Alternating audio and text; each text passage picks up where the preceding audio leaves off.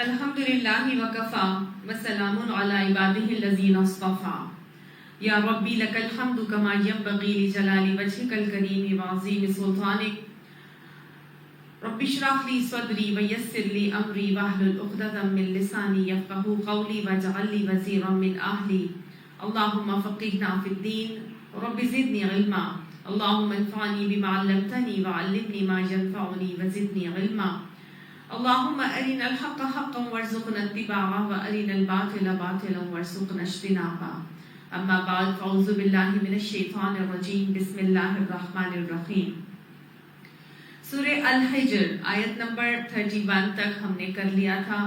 آج آیت نمبر 32 سے ہم کریں گے. اب تک سورہ حجر میں ہم نے دیکھا کہ اللہ سبحانہ تعالیٰ نے مختلف اپنے عقائد کو راسخ کیا مکی صورت کے حوالے سے، اور عقائد کو راسخ کرنے کے بعد اللہ سبحانہ تعالیٰ نے اپنے اس کلام اس قرآن پاک کی حفاظت کا ذمہ اٹھایا، اس کا اعلان کیا کہ اس کا میں نے ذمہ اٹھایا ہے اور میں اس کی حفاظت بھی کروں گا اور میں نے اس کو نازل بھی کیا ہے. تو لہٰذا مجھ لوگوں کو موٹیویٹ کیا گیا کہ اللہ کے نبی کی بات کو مان لے، اور اللہ کا نبی جو کلام لے کر آیا ہے اس کلام کو بڑی حفاظت سے اللہ سبحانہ تعالیٰ نے لوگوں تک پہنچایا ہے. لیکن جنہوں نے نہیں ماننا اور باتیں کر کے چلنی ہیں انہوں نے باتیں کرنی ہی کرنی ہے. اتنی واضح نشانی اللہ کی یہ کلام میں پاک کی صورت میں موجود ہے، لیکن پھر بھی جنہوں نے اعتراض کرنا ہے وہ اعتراض کرتے رہتے ہیں. اللہ تعالیٰ نے پھر مختلف قسم کی اپنی نشانیوں کا تذکرہ کر کے دکھایا اور بتایا، سوچنے کی طرف مائل کیا انسان کو کہ یہ ساری چیزیں اللہ نے ابس نہیں بنائی، ہر ایک کو اللہ کی طرف پلٹ کر جانا ہے، اور اللہ تعالیٰ پھر سب کو ہر چیز بتائے گا. اور اپنے خامخواہ تیر تکے چلانے کی ضرورت نہیں ہے. اللہ کا نظام اللہ کے ہاتھ میں ہے، اور ہر چیز کو اللہ بڑے ہی مقرر اندازے کے مطابق جو ہے وہ دنیا میں چلا رہا ہے. پھر اللہ تعالیٰ نے انسان کی تخلیق کا تذکرہ کرتے ہوئے اس کو یہ بتایا کہ دیکھو تمہاری تخلیق کیسے ہوئی. ایک نہایت ہی ہمہ مسنون جو کہ سوکھا سڑا گارا تھا، اس سے اللہ تعالیٰ نے انسان کو تخلیق کیا، اور پھر اس کے ساتھ پورے تخلیق آدم کا جو قصہ تھا وہ ہم نے دیکھا کہ اللہ تعالیٰ نے یہ بھی بتایا کہ تم انسان کی تخلیق سے پہلے وہ جنات کو تخلیق کر چکا تھا، اور جنات کے اندر چونکہ شر کا مادہ پایا جاتا ہے لہٰذا وہ تو شر میں مگن تھے، لیکن انہی کے اندر ایک نہایت عبادت گزار، چونکہ جنات بھی ایک اختیاری مخلوق ہے اللہ تعالیٰ کی، تو اختیار ہے نا، اللہ نے اختیار عمل دیا ہے کہ تم اما شاکرا و اما کفورا، اللہ کا شکر گزار بننا ہے، عبادت گزار بننا ہے تو بن جاؤ، اور اگر نہیں بننا، کفران کرنا ہے، ناشکرا بننا ہے تو پھر تمہارے اوپر ہے. یعنی اللہ نے اختیار عمل دے کر جنوں کو بھی دنیا میں بھیجا اور انسانوں کو بھی بھیجا. یہ دونوں ہی اللہ کی اختیاری مخلوق ہیں. اب یہ دونوں کا تذکرہ یہاں پر ہو رہا ہے. اللہ نے پہلے جنوں کو تخلیق کیا تھا، اس کے بعد انسانوں کو تخلیق کیا، اور جب تخلیق آدم ہوئی تو اس وقت اپنے اختیار عمل کو استعمال کر کے ایک بہت ہی عبادت گزار جن جس کا نام عزازیل تھا، یہ بہت عبادت کیا کرتا تھا. اتنا عبادت گزار تھا کہ اس کو طاؤس الجنات کہا جاتا تھا. یہ وہ واقعہ ہم بہت ڈیٹیل سے سورہ بقرہ میں پڑھ چکے ہیں، تو میں بہت جلدی بریفلی یہ بات آپ کو بتا رہی ہوں کہ ہم نے کیا کیا تھا. ہم نے دیکھا تھا کہ اللہ تعالیٰ نے اس کی عبادت کے زور پر وہ فرشتوں کا ہم مجلس ہو گیا تھا. تو جب اللہ نے فرشتوں کو حکم دیا کہ اس آدم کو سجدہ کر لو، تو سب نے سجدہ کر لیا. اور سب نے سجدہ کیوں کیا؟ حضرت آدم علیہ السلام کو اللہ تعالیٰ نے سجدہ کیوں کروایا تھا؟ یہ بھی ہم نے دیکھا تھا کہ اللہ تعالیٰ نے مٹی کے اندر کچھ صفات رکھی ہیں، تو گویا سجدہ کروا کے سجدہ جب کروایا تھا تو اس کے اندر اللہ تعالیٰ ہمیں یہ بتانا چاہیے کہ اللہ نے امتحان لیا تھا نا. اس سورہ بقرہ میں ہم نے پڑھا تھا، یہاں پر تو اس امتحان کا تذکرہ نہیں آیا، لیکن ہم نے دیکھا تھا کہ علم آدم اسماء کلھا، اللہ تعالیٰ نے حضرت آدم علیہ السلام کو تمام ہی چیزوں کے نام سکھائے اور علم دیا تھا. اور پھر اللہ تعالیٰ نے فرشتوں سے پوچھا کہ نام بتاؤ، تو فرشتوں نے ان کے نام نہ بتا سکے، اور حضرت آدم علیہ السلام نے جب ساری چیزوں کے نام بتا دیے اور ان کی علمی برتری ثابت ہو گئی، یعنی کہ اللہ کے دیے ہوئے علم کو انہوں نے استعمال کیا. اللہ کے دیے ہوئے علم سے جب ان کا امتحان لیا گیا تو وہ اپنے اس امتحان میں کامیاب ہو گئے. مٹی کے اندر وہ صفات ہیں کہ جو انسان اپنی ان صفات کو پہچان کر ان صفات کے اوپر عمل پیرا ہو کر اللہ کے دیے ہوئے علم سے جب اللہ کا امتحان پاس کرتا ہے تو ہی اللہ کی نظر میں مکرم ہو جاتا ہے، اشرف بن جاتا ہے۔ اللہ سبحانہ تعالیٰ نے ان کو اشرف المخلوقات بنا دیا، اور تمام کے تمام اللہ کی جتنی مخلوق تھی ان سب نے ان کے درجے کو ایکسیپٹ کر لیا۔ پوری کائنات اس شخص کے درجے کو ایکسیپٹ کر لیتی ہے جو اللہ کے ہاں اشرف ہو جاتا ہے۔ ہم نے دیکھا تھا کہ سب نے فسجد الملائکۃ کلہم اجمعون، سب ملائکہ نے سجدہ کر لیا، الا ابلیس، مگر ابلیس نے سجدہ نہیں کیا۔ اس کا نام ابلیس نہیں تھا، ابلیس کا جو ہے نا، ابلیس کا روٹ ورڈ ہے بالام سیم، یعنی مایوس ہونے والا۔ یہ اللہ کی رحمت سے چونکہ مایوس ہو گیا، اس وجہ سے اس کا اللہ نے ابلیس کہہ کے مخاطب کیا۔ اس کا بیسک نام عزازیل تھا، اور یہ اتنی عبادت کیا کرتا تھا، لیکن اس نے سجدہ نہیں کیا۔ ابا، اس نے انکار کر دیا، ان یکون مع الساجدین، کہ وہ سجدہ کرنے والوں کے ساتھ ہو جائے، یعنی کہ اس نے سجدے کرنے والوں کا ساتھ دینے سے انکار کر دیا تھا۔ اللہ نے ایک حکم دیا تھا کہ سجدہ کرو، لیکن اس نے سجدہ کرنے والوں کا ساتھ دینے سے انکار کر دیا۔ تو یہاں تک ہم نے کل اپنے سبق کا اختتام کیا تھا۔ اب اللہ تعالیٰ آگے کیا فرما رہے ہیں؟ قالا، اللہ نے فوراً پوچھا، یا ابلیس، اے ابلیس، ما لک الا تکون مع الساجدین، تجھے کیا ہوا کہ تو سجدہ کرنے والوں کا ساتھ نہ جھکا؟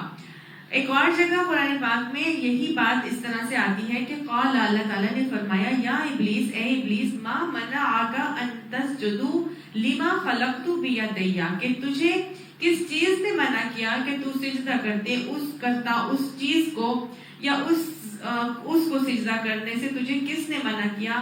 لما خلقت بیدی، جس کو میں نے اپنے دونوں ہاتھوں سے بنایا۔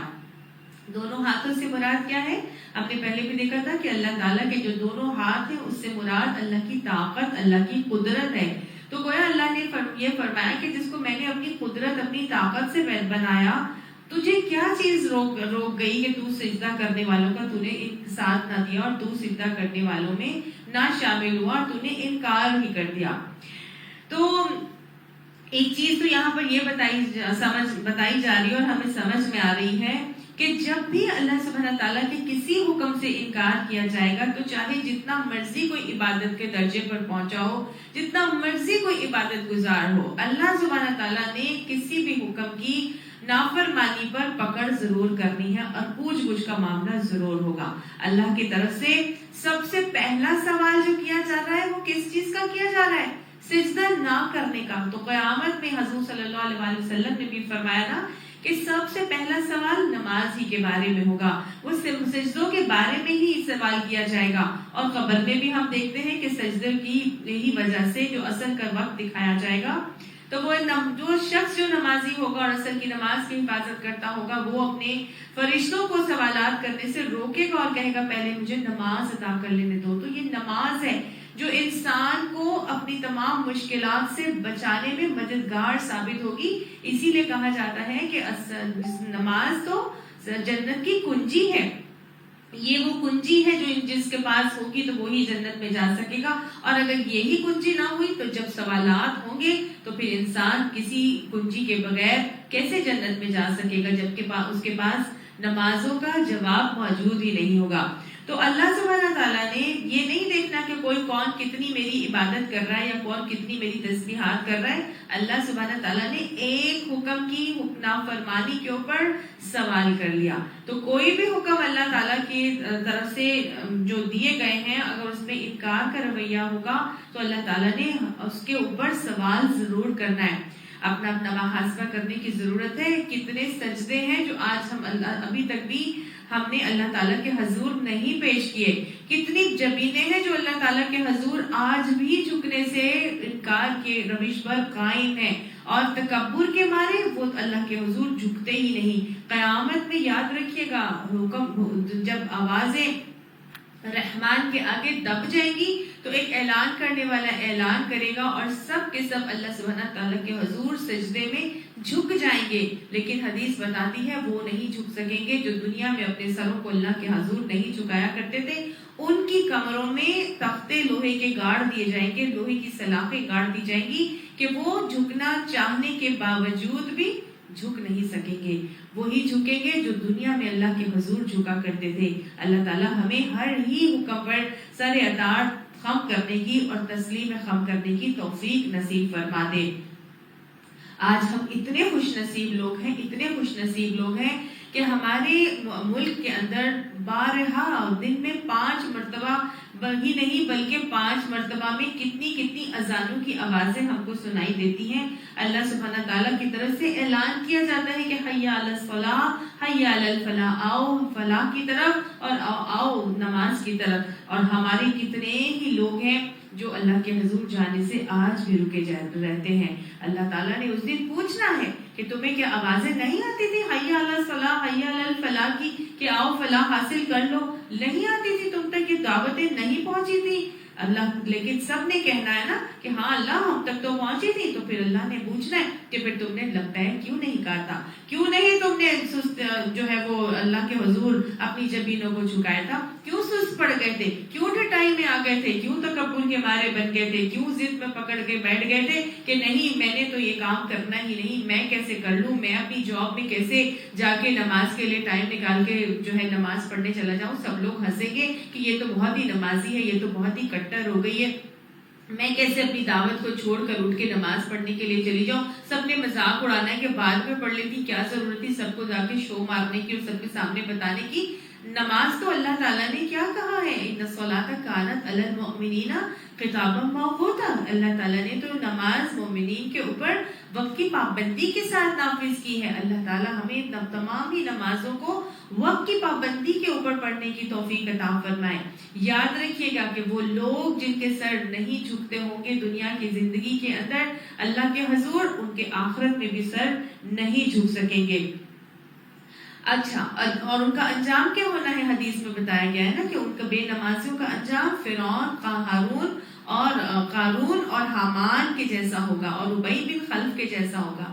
یہ وہ لوگ ہیں جن کے ساتھ مشابہت دی گئی ہے نماز نہ پڑھنے والوں کی، کیونکہ وہ سب کون تھے؟ متکبر لوگ تھے. وہ تکبر کے مارے تھے اور تکبر کی وجہ سے وہ اللہ کے حکم پر سر اطاعت ہم نہیں کرتے تھے. تو ایسے تمام ہی بے نمازی جو اللہ کے حضور نہیں جھکتے ہوں گے، جو اللہ کے حضور نماز نہیں پڑھتے ہوں گے، ان کا انجام اسی وجہ سے ان متکبر لوگوں کے ساتھ کروایا جائے گا، کیونکہ یہ انسان کے اندر کی تکبر ہے کہ وہ اللہ کے حضور اپنی جبینوں کو نہ جھکا رہا ہو. تو یہ شیطانی رویہ ہے جو ہمیں یہاں پر شیطان کا رویہ نظر آ رہا ہے کہ اللہ کے حکم کے باوجود بھی اس نے سر اطاعت سر تسلیم خام نہیں کیا تھا. تو اللہ تعالیٰ نے پھر فوراً اس سے جب پوچھا تو پھر اس نے کیا جواب دیا؟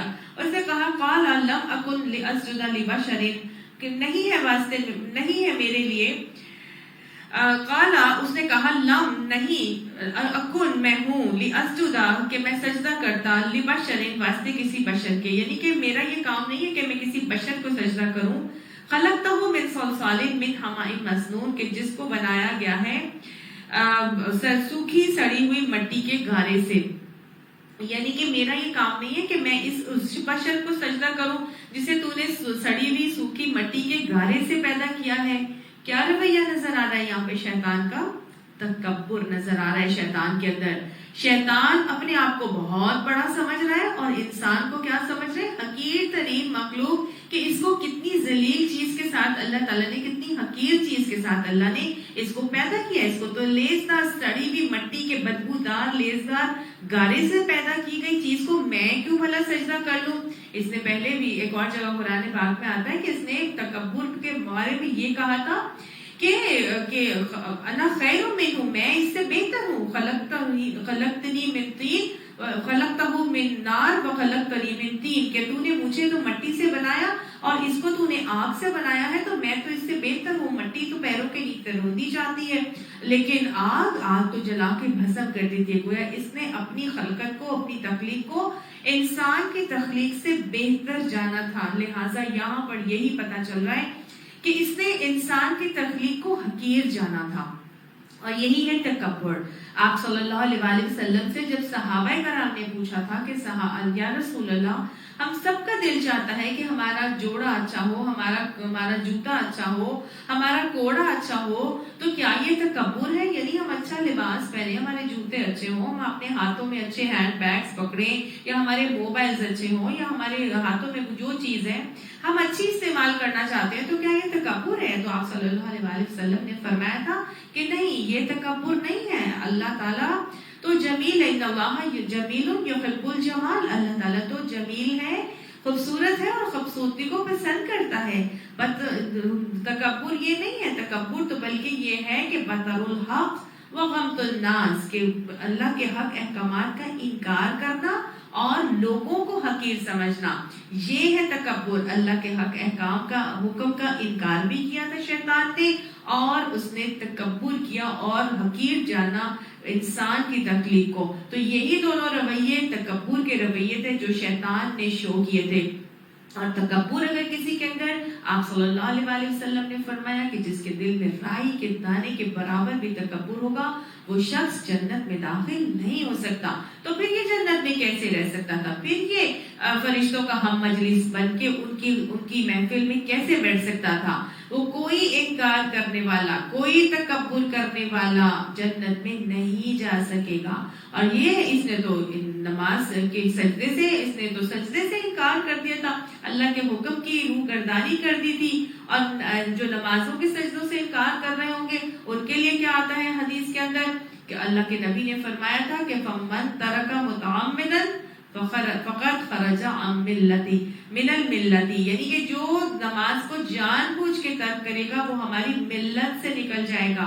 ملت اسلامیہ سے وہ نکل جاتا ہے جو نماز نہیں پڑھتا. تو جو نماز نہیں پڑھے گا تو پھر اس کا وہی حال ہے کہ وہ تو پھر مومن نہیں کہلائے گا. اسی لیے آپ صلی اللہ علیہ وسلم نے یہ فرما دیا تھا کہ اسلام اور کفر کے درمیان حد فاصل کیا ہے، فرق کیا ہے؟ صرف نماز کا فرق ہے.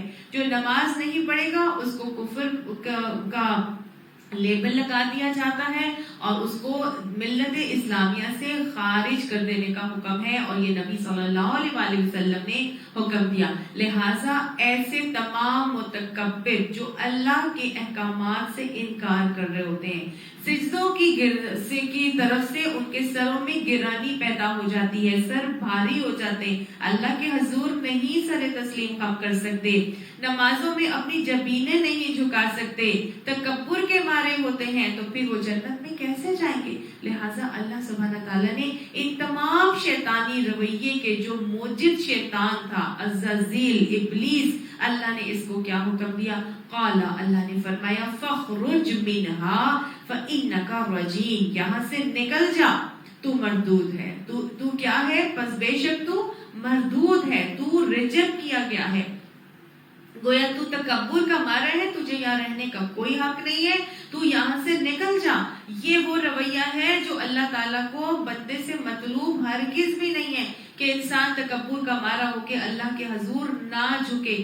جو ایسا کرے گا اللہ تعالیٰ اس کو اپنے قرب سے دور کر دیں گے، محروم کر دیں گے، اور اس کے لیے پھر جنت ہرگز بھی نہیں ہے، وہ فرشتوں کا ہم مجلس نہیں بن سکتا. اللہ نے آگے کیا فرمایا؟ وَإِنَّ عَلَيْكَ اللَّعْنَةَ إِلَى يَوْمِ الدِّينِ، اور بے شک تیرے اوپر لعنت ہے آخرت کے دن کی طرف، یعنی آخرت کے دن تک تجھ پر، روزے جزا تک کے دن تک تجھ پر لعنت ہے. اللہ کی رحمت سے محروم ہو گیا. لعنت کس کو کہا جاتا ہے؟ اللہ کی رحمت سے محروم ہونے کو لعنت کہا جاتا ہے. اللہ نے اس کو اپنی رحمت سے محروم کر دیا اور اس کو راندہ درگاہ کر دیا. اور یہ وہی انجام ہے جو قیامت میں پیارے نبی صلی اللہ علیہ وسلم نے معراج میں دیکھا تھا کہ کچھ لوگ تھے جن کے سر پتھروں کے درمیان کچلے جا رہے تھے اور ان کے بھیجے اس سے پھیل جاتے تھے. پھر ان کو اپنے بھیجے کو سمیٹ کے اپنے سر میں رکھتا تو پھر فرشتے پتھر مار کے اس کے سر کو پھاڑ دیتے اور اس کا بیجا پھیل جاتا. آپ صلی اللہ علیہ وسلم نے جب پوچھا جبرائیل علیہ السلام سے کہ یہ کون لوگ ہیں، یہ کس کے ساتھ ایسا معاملہ کیا جا رہا ہے، تو حضرت جبرائیل علیہ السلام نے ان کے بارے میں بتایا تھا کہ یہ وہ لوگ تھے جو نماز کے جن کے جو جن نماز کے وقت جن کے سر بھاری ہو جاتے تھے ان کے سر اللہ کے لیے نماز کے لیے جھکتے نہیں تھے، نماز میں ان کے سر اللہ کے لیے جھکنے سے رک جاتے تھے۔ یا وہ لوگ تھے جو لوگ رات کو نماز پڑھے بغیر ہی سو جاتے تھے، یعنی نماز کے وقت ان کے سر بھاری ہو جاتے تھے اور وہ سو جاتے تھے اور اللہ کے حضور عشاء کی نماز پڑھے بغیر ہی سو جاتے تھے۔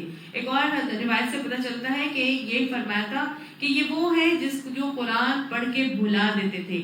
تو اللہ تعالیٰ سے دعا مانگنی چاہیے کہ اللہ سبحانہ تعالیٰ ہمیں اپنی رحمت سے محروم نہ رکھنا، بلکہ اپنی رحمت میں ڈھانپ کے رکھنا، اور جس کے ساتھ اللہ کی رحمت شامل حال ہوگی وہی جنت میں جا سکے گا۔ لیکن ابلیس وہ تو اللہ کی لعنت کا حقدار ہو گیا، وہ تو اللہ کی رحمت سے محروم ہو گیا، کیونکہ اس کے اندر یہ دو رویے تھے۔ کون سے یہ دو رویے؟ تکبر کا جذبہ تھا، اللہ کے حق حکم سے انکاری تھا، یہ حسد میں پڑ گیا تھا، اور حسد اس کو اس درجے تک لے گئی تھی کہ اس نے تکبر کر لیا تھا۔ اور اس نے پھر آگے سے کہا، اللہ تعالیٰ سے کہا کہ قالا، اس نے کہا ربی، اے میرے رب۔ دیکھیے اللہ کو پہچانتا ہے، اللہ کو کا معرف ہے، اللہ کی ربوبیت کا اعتراف کرتا ہے، اللہ کو رب جانتا ہے، کہہ رہا ہے کہ ربی، کہ اے میرے رب، یعنی کہ اللہ کا معرف ہے، اللہ کا عبادت گزار بھی تھا، اس کو علم بھی تھا کہ اللہ تعالیٰ نے یہ جو سب کچھ بنایا ہے عبث نہیں بنایا، اللہ نے اختیار عمل دیا ہے۔ لیکن اللہ کو تمام چیزوں پر رب جاننے کے باوجود پھر وہ کیا کہتا ہے؟ فَأَنظِرْنِي إِلَى يَوْمِ يُبْعَثُونَ، کہ تو مجھے ڈھیل دے دے، بس مجھے مہلت دے دے اس دن تک کے لیے کہ جب کہ سب کو اٹھایا جائے گا۔ یعنی قیامت کے دن کا بھی اس کو معلوم تھا کہ اللہ نے قیامت کو برپا کرنا ہے، اور جو اختیار عمل دے کے بھیجا گیا ہے انسان اور شیطان یا جنات کو، اللہ نے ان کے اختیار عمل کے اوپر جواب دہی کرنی ہے، ان سے سوالوں کا معاملہ کیا جائے گا۔ اس کو سب کچھ معلوم تھا کہ سب نے اللہ کی طرف پلٹ کر جانا ہے، اور اللہ تعالیٰ نے ان کو دوبارہ اٹھانا ہے، اور ان کے ساتھ پوچھ گچھ کا معاملہ کیا جائے گا۔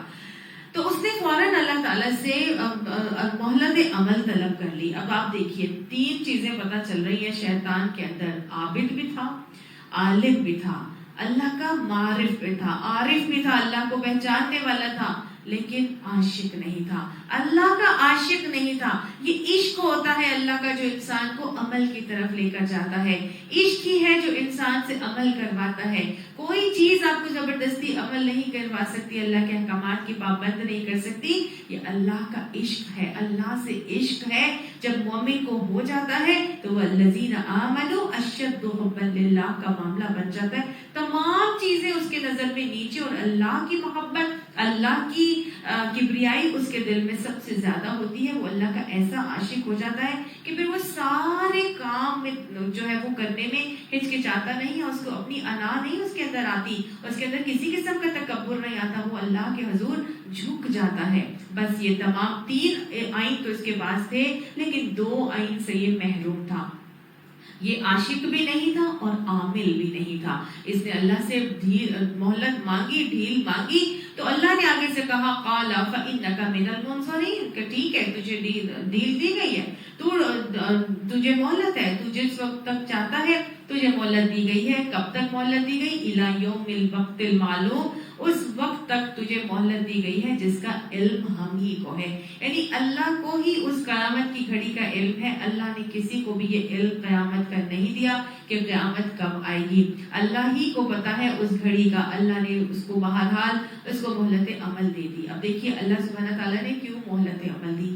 اس لیے مہلت عمل دی کہ اللہ سبحانہ تعالیٰ شکور ہے، اللہ تعالیٰ قدردان ہے۔ بھائی اس نے اتنی عبادتیں کی تھی، اتنی ریاضتیں کی تھی، اب اللہ سبحانہ تعالیٰ کا تو یہ سنت ہے کہ جو محنت کرتا ہے، جو اپنی استطاعت اور طاقت لگاتا ہے، دنیا کی کھپائی میں لگائیں گے تو ٹھیک ہے، اللہ تعالیٰ دنیا دے گا۔ جو دنیا حاصل کرنے کے لیے اپنی محنتیں لگاتا ہے، اللہ ان کو دنیا عطا فرماتا ہے۔ اب جو نان مسلمز ہیں وہ دنیا میں کتنی زیادہ تک و دو کرتے ہیں، اتنی زیادہ اپنی ایفرٹس لگاتے ہیں، دنیا ہی بنانے کے چکروں میں انسان لگا رہتا ہے، تو کیا وہ دنیا نہیں حاصل کرتا؟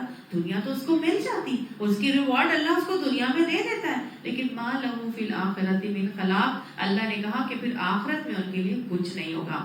اور یہی حال جو ہے وہ کفار کے ساتھ بھی ہے۔ آپ صلی اللہ علیہ وسلم کے پاس ایک مرتبہ حضرت عمر آئے، تو آپ صلی اللہ علیہ وسلم کو جس حال میں دیکھا کہ ایک فقط چارپائی ہے اور اس پر ایک دری بچھی ہے اور آپ کے جسم مبارک کے اوپر جو ہے وہ باندھ کے نشان بھی پڑے ہوئے ہیں چارپائی کے، اور چند چیزیں جو ہیں بہت ہی ضروری سامان آپ صلی اللہ علیہ وسلم کے پاس پڑا ہوا ہے، تو آپ حضرت عمر کی آنکھوں میں آنسو آ گئے اور وہ کہنے لگے کہ یا رسول اللہ صلی اللہ علیہ وسلم، کیسر و کسرا جو اللہ کو نہیں مانتے وہ تو رہے بہت شان میں، اور ان کے پاس تو دنیا کی ہر نعمتوں، اور ہمارے نبی اللہ کے حبیب وہ اس حالت میں ہو۔ تو آپ یعنی انہوں نے اس طرح سے ہی بات کی نبی صلی اللہ علیہ وآلہ وسلم سے، مفہوم آپ کو بتا رہی ہوں۔ تو حضور صلی اللہ علیہ وآلہ وسلم نے ان سے یہی تو فرمایا تھا کہ کیا تم یہ نہیں چاہتے کہ تم نے کہ وہ لوگ تو ان کے لیے تو وہ دنیا اور ہمارے لیے وہ آخرت۔ مومن ہمیشہ اپنی آخرت پر فوکس رکھتا ہے، دنیا ملے نہ ملے یہ تو انسان کے لیے جتنا اللہ نے مقدر رکھی ہے، جتنا تقدیر میں لکھی ہے وہ تو مل کر ہی رہے گی، لیکن اس کی فوکس کہاں ہوتا ہے؟ مومن کا آخرت کی طرف فوکس ہوتا ہے۔ تو دنیا اس کی بھی نیت میں اخلاص تو تھا نہیں، وہ تو اصل میں تو اللہ تعالیٰ نے کے سجدے سے انکار بھی اس نے اسی لیے کیا تھا کیونکہ وہ بیسیکلی شو بازی کی صورت میں یہ کام کر رہا تھا، وہ دوسروں کے اوپر اپنا روب اور دبدبہ قائم کرنے کے لیے وہ عالم ملکوت میں فرشتوں کا مجلس ہوا تھا۔ اصل میں تو دل میں اس کے کھوٹ تھا، دل میں اس کے اخلاص تو تھا ہی نہیں، اور اس دل کی نیت کا اللہ کے علاوہ اور کسی کو بھی معلوم نہیں، کیونکہ انہ علیم بذات الصدور، دلوں کا حال تو اللہ کو معلوم ہے، اللہ اس کے دل کے حال کو جانتا تھا، اس کے دل کے اس کھوٹ کو اللہ نے نکالنا تھا۔ اللہ نے اس کی تمام عبادات کے زور پر جو اس نے عبادتیں کی تھی، اللہ نے اس کے ریوارڈ میں اس کو مہلت عمل دے دی اس وقت تک کے لیے جب تک کہ سب کو دوبارہ نہیں اٹھایا جائے گا۔ ٹھیک ہے، جا تو نے کرنا ہے کر لے، تیری عبادتوں پہ اب ظاہر ہے اس کی عبادتوں کا آخرت میں تو ریوارڈ اس کو ملنا ہی نہیں تھا نا۔ تو اللہ تعالیٰ نے اس کو مہلت عمل دے کے اور کچھ طاقتیں کچھ قوتیں دے دی کہ جو تو کرنا چاہتا ہے کر لے۔ قالا، تو وہ کہنے لگا ربی، اے میرے رب۔ اب دیکھیں دوبارہ کہہ رہے ہیں اللہ تعالیٰ سے، اللہ کو رب تسلیم کرتا ہے، کہتا ہے بیما اغویتنی، کہ جس طرح تو نے مجھے گمراہ کر دیا، جس طرح تو نے مجھے بہکا دیا۔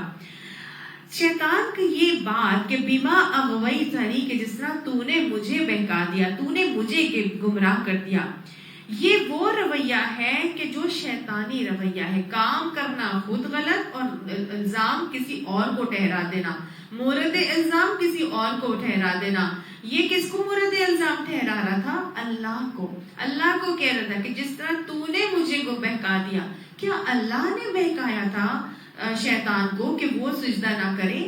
اللہ نے تو نہیں بہکایا تھا نا، اللہ نے تو اختیار عمل دیا ہے، اللہ نے تو کہا ہے کہ جی جو میں کہوں گا ویسے کرنا، تمہیں اختیار دے رہا ہوں، ہدیناہ النجدین، دو راستوں کی ہدایت اللہ نے ہمیں دے دی، اللہ نے ہماری فطرت میں اپنی پہچان رکھی، اللہ نے فطرت کے اندر ہماری صحیح اور غلط کی پہچان دے دی، فَأَلْهَمَهَا فُجُورَهَا وَتَقْوَاهَا، اللہ نے ہر انسان کے دل میں فطرت کی الہام کر دیا ہے، فسق بھی الہام کیا ہے، تقوی بھی الہام کیا ہے۔ وہ ضمیر جس کو ہم نفس لوامہ کہتے ہیں، وہ اللہ نے ہر انسان کے اندر رکھا ہے، اور اللہ نے اختیار عمل اسی لیے دیا ہے کہ ہمیں دنیا کے امتحان میں بھیج کر کہ اب میں اس کے اندر تمہیں بھیج رہا ہوں دنیا کے اندر، اب اس اختیار عمل کو اپنا کے چلو اور دیکھو کہ تم نے صحیح رستہ آپٹ کرنا ہے یا غلط رستے پر چلنا ہے، عباد الرحمن کے رستے پر صراط مستقیم پر چلنا چاہتے ہو یا عباد الشیطان بننا چاہتے ہو۔ اللہ نے مجھے آپ کو سب کو یہ اختیار عمل دیا، اسی طرح اللہ نے شیطان کو بھی اختیاری مخلوق بنایا ہے، یہ اختیار اللہ نے اس کو بھی دیا تھا، اور اس کو یہ بات اس کے پاس جو ہے اختیار تھا کہ وہ سجدہ ریز ہو جاتا، لیکن اصل میں وہ کیوں سجدہ ریز نہیں ہوا تھا؟ کیونکہ اس کے دل میں اخلاص نہیں تھا، اس کے دل میں تھا تکبر، اور اس نے تو اپنے آپ کو بڑا سمجھا، یہ تکبر اس کو اللہ کے حق حکم کی اطاعت سے سرکشی کی طرف لے گیا۔ لیکن اس نے پھر کیا کیا؟ فوراً مورد الزام اللہ کو ٹھہرا دیا۔ تو اپنا قصور، اپنا وبال دوسروں کے کندھوں پہ رکھنا شیطانی رویہ ہے، ہم کو اس سے اپنے آپ کو بچانا چاہیے۔ کئی مرتبہ لوگ اسی طرح کہتے ہیں نا کہ ہم کیا کریں، ہمیں تو ہمارے والدین نے نمازی بنایا ہی نہیں، نماز کی عادت ہمیں ڈالی ہی نہیں، ہم کیا کریں، ہمارے تو گھر میں کبھی قرآن کو پڑھا ہی نہیں گیا، ہم کیا کریں، ہمارے تو گھر سب جو ہے وہ اسی طرح بے پردگی سے ہی گھومتے تھے، ہم کیا کریں، ہمارے یہاں تو مخلوط محفلیں ہی ہوتی تھی، ہم کیا کریں، ہمارے مطلب اگر اللہ چاہتا تو ہم کر لیتے، ہمیں کسی نیک گھرانے میں پیدا کر دیتا، اگر اللہ چاہتا تو ہمارے سب لوگ بھی جو ہے وہ اوڑھ لپیٹ کے نکلنے والے ہوتے، اگر اللہ چاہے گا تو ہم نمازیں پڑھ لیں گے، اگر اللہ چاہے گا تو ہم جی عبادتیں کر لیں گے، ہم سود سے نکل آئیں گے، مطلب اللہ تو چاہتا ہے، اللہ چاہتا ہے تبھی تو اس نے ہمارے لیے قرآن بھیجا، اللہ چاہتا ہے تبھی تو اس نے ہمارے لیے نبی صلی اللہ علیہ وسلم کو بھیجا، کام کرنا خود غلط، راستے پہ چلنا خود غلط، اور الزام کس پہ دیتے نا، اللہ کے اوپر، کہ اللہ چاہے گا تو ہم کر لیں گے، اگر اللہ چاہتا تو ہم کر لیتے، یہ شیطانی رویہ، یہ شیطان کا طریقہ ہے جو یہاں پر نظر آ رہا ہے۔ اسی نے اللہ تعالیٰ کو کیا کہا تھا کہ بما اغویتنی، جس طرح تو نے مجھے بہکایا ہے، مومن کا یہ طریقہ نہیں ہوتا، غلطی ہو جائے تو مومن کبھی بھی غلطی سے ضد اور ڈٹائی سے اپنی غلطی پر اڑا نہیں رہتا، مومن کا رویہ کیا ہوتا ہے، لم یسروا علی ما فعلوا وهم یعلمون، وہ اپنے کیے پر اصرار نہیں کرتے، ان کو معلوم ہوتا ہے کہ ان سے غلطی ہو گئی ہے، وہ فوراً اپنی غلطی پر پلٹ آتے ہیں، اللہ تعالیٰ سے توبہ طائب ہو جاتے ہیں۔ ابھی کبھی بھی اپنی ذات سے کوئی ایسا رویہ اگر ہو جا گیا ہے تو کیا کرنا ہے، فوراً اللہ کی طرف پلٹ آنا ہے، اپنی غلطی کو ایکسیپٹ کر لینا ہے، اور اللہ تعالیٰ سے جو ہے وہ فوراً طائب ہو جانا ہے کہ اللہ تعالیٰ مجھے معلوم ہے کہ یہ غلط ہے، آئندہ یہ کام نہیں ہوگا، میں نے یہ کہہ دیا تھا کہ یہ اللہ تعالیٰ ہی چاہتا ہے کہ ہم غلط کریں تو بھی ٹھیک ہے، اسی لیے ہم غلط کر رہے ہیں، اللہ نہیں چاہتا، ہم پیچھے پڑھ کے آ چکے، یہدی الیہ من اناب، اللہ اس کو ہدایت دیتا ہے جو اللہ کی طرف لوٹتا ہے، لیکن اللہ کسی کو گمراہ نہیں کرنا چاہتا، اللہ کسی کو بہکانا نہیں چاہتا، یہ شیطانی رویہ ہے جو یہاں پر ہمیں شیطان کا نظر آ رہا ہے۔ اب شیطان نے اللہ کو کیا کہا، بیما اغویتنی، جس طرح تو نے مجھے بہکایا تھا، لَأُزَيِّنَنَّ لَهُمْ فِي الْأَرْضِ، میں واسطے ان کے مزین کر دوں گا زمین میں، یعنی میں ان کو زمین پر مزین کر کے دکھاؤں گا، زمین میں ان کے لیے دل فریبیاں پیدا کر دوں گا، وَلَأُغْوِيَنَّهُمْ، اور میں البتہ ضرور ان کو گمراہ کروں گا، سرکشی میں لے کر جاؤں گا، اجمعین، سب کے سب کو۔ گویا اس نے اللہ کو مورد الزام ٹھہرا کر اور پھر ایک اور وعدہ کیا، اور اس نے کیا کہا، اس نے اپنا ایک اور طریقہ بتایا کہ لَأُزَيِّنَنَّ لَهُمْ فِي الْأَرْضِ، کہ میں ان کے لیے زمین جو ہے وہ دل فریب کر کے دکھاؤں گا، زمین میں دل فریبیاں پیدا کروں گا، رانائیاں پیدا کروں گا، زمین ان کو خوبصورت بنا کے دکھاؤں گا، دنیا کے لباسوں میں الجھا دوں گا، دنیا کے زیورات میں الجھا دوں گا، دنیا ہی بنانے کے چکروں میں لگا دوں گا، عورت کے حسن میں الجھا دوں گا، سود کی بہت زیادہ برکتیں ان کو دکھاؤں گا، فحاشی میں سمجھاؤں گا کہ یہیں پر تو دنیا ہی دنیا ملے گی اور یہیں پہ ساری تمہیں بھلائیاں ملے گی، میں ان کو الجھا دوں گا، میں ان کو گمراہ کر دوں گا، اور کہہ رہا ہے اغوینہم لأزینن، آپ اس کی ڈیڈیکیشن دیکھ رہے ہیں، میں ضرور کروں گا، مطلب اس کے تاکید نظر آ رہی ہے، اتنی زیادہ وہ ڈٹرمنڈ ہے اپنے اس عمل کو کرنے میں کہ ایک کو نہیں کروں گا، اجمعین، سب کے سب کو بہکا دوں گا، سب کے سب کے لیے دنیا مزین کر دوں گا، اور آج اسی طرح ہے، وہ اپنے اس کام میں بہت حد تک کامیاب ہو چکا ہے۔ بہت کم لوگ آٹے میں نمک کے برابر ایسے ہیں جو شیطان کی چالوں کو سمجھ کر رک جاتے ہیں، پھنسنے میں سے بچ جاتے ہیں۔ اللہ تعالیٰ نے جب اس کو یہ سارا کا سارا معاملہ ہوا اور اس نے کہا کہ میں اب سارے لوگوں کو ایسا کر کے رہوں گا اجمعین، اور پیچھے ہم نے پڑھا وَلَا تَجِدُ أَكْثَرَهُمْ شَاكِرِينَ، اور تو اکثر کو ان میں سے شکر گزار نہیں پائے گا، تو وہاں اس نے یہ بتا دیا تھا کہ شکر کرنے والے جو لوگ ہوں گے، جو قناعت میں چلنے والے ہوں گے، جو رب کی رضا پر راضی برضا رہنے والے ہوں گے، جتنا اللہ نے دیا اسی پہ توکل کر کے خوش باش رہ کے چلنے والے ہوں گے، اسی پہ راضی ہوں گے، تو بس وہ جو شکر کرنے والے ہوں گے وہ شیطان کے بہکاوے میں نہیں پھنس سکیں گے۔ لیکن یہاں اللہ نے کہا باقی سب، یہاں پہ شیطان نے کہا کہ باقی سب کو میں کیا کروں گا، میں ان کو گمراہ کر کے ہی چھوڑوں گا، کیونکہ دنیا ان کو مزین کر کے دکھاؤں گا، ان کو الجھا دوں گا۔ آج اسی طرح ہر کوئی شیطان کے چنگل میں پھنسا ہے، دنیا بنانے کے چکر میں لگا ہے۔ میرے لباس اچھا ہو جائے، میرا گھر اچھا ہو جائے، میری گاڑی اچھی ہو جائے،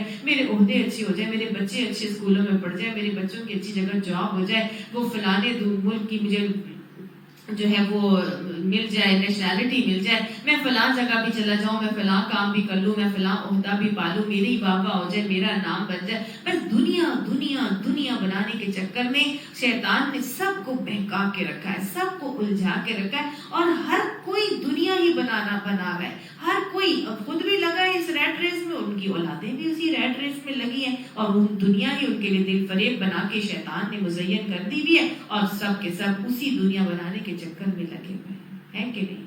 لیکن اس نے آگے سے کہہ دیا تھا الا عبادک منہم المخلصین، سوائے تیرے وہ بندے جنہیں تو نے اپنے لیے خالص کر لیا۔ اللہ ہمیں اپنے لیے خالص کر لے، یعنی کہ وہ بندے جو اللہ کے خالص بندے ہوں گے، جن کی عبادت میں اخلاص ہوگا، جو صرف اللہ سبحانہ تعالیٰ کے کو ہی اپنا رب مانتے ہوں گے، جنہوں نے اللہ کی تلوار دوسری تمام اطاعتوں کے اوپر چلا دی ہوگی، جو خالصتاً شرک سے اپنے آپ کو بیزار کر کے خالصتاً اللہ ہی کی اطاعت کے آگے سر تسلیم خم کر رہے ہوں گے، جن کا حال یہ ہوگا کہ وَمَنْ أَحَبَّ لِلَّهِ وَأَبْغَضَ لِلَّهِ وَآتَى لِلَّهِ وَمَنَعَ لِلَّهِ، جس نے اللہ کے لیے محبت کی، اللہ ہی کے لیے دشمنی کی، جس نے اللہ ہی کے لیے روکا اور اللہ ہی کے لیے دیا، فَقَدْ اسْتَكْمَلَ الْإِيمَانَ، بس اس نے ہی تو اپنا ایمان مکمل کر لیا۔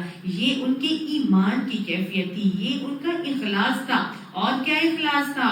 اخلاص میں قل ان صلاتی و نسکی و محیای و مماتی للہ رب العالمین، کہ میری نماز، میری قربانی، میرا تمام مراسم عبودیت، جتنی بھی میں اپنی عبادتیں کرتا ہوں، جتنی بھی میں قربانیاں دنیا میں دیتا ہوں، جو مشکلات، جو ایثار، جو تکلیفیں میں سہتا ہوں، جو میں عبادتیں کرتا ہوں، میرا جینا مرنا سب کس کے لیے ہے؟ للہ رب العالمین، اللہ رب العالمین کے لیے ہے۔ گویا اس نے اپنی عبادت کو، اپنی تمام قربانیوں کو کس کے لیے خالص کیا؟ اپنی زندگی موت کو کس کے لیے خالص کیا؟ للہ رب العالمین، صرف اللہ رب العالمین کے لیے خالص کر لیا۔ یہ وہ اخلاص ہے، جن بندوں کے اندر یہ اخلاص عمل ہوگا، جو کہتے ہوں گے کہ قل هو اللہ احد، کہ اللہ ایک ہی ہے، اللہ الصمد، اللہ بے نیاز ہے، اللہ کا نہ کوئی شریک ہے، نہ کوئی اس کی اولاد ہے، نہ وہ کسی کا والد ہے، نہ اس نے کسی کو جنا ہے، اور نہ ہی اس کے جیسا کوئی اور ہو سکتا ہے۔ لہٰذا وہ تمام ذات، صفات، اختیارات اور عبادات میں صرف اللہ ہی کو خالص کر کے چلتا ہے۔ یہ وہ خالص بندے ہیں جن کے اوپر شیطان کا زور نہیں چلے گا، یہ شیطان نے خود کہہ دیا ہے۔ اللہ ہمیں اپنے خالص بندوں میں شامل فرما لے۔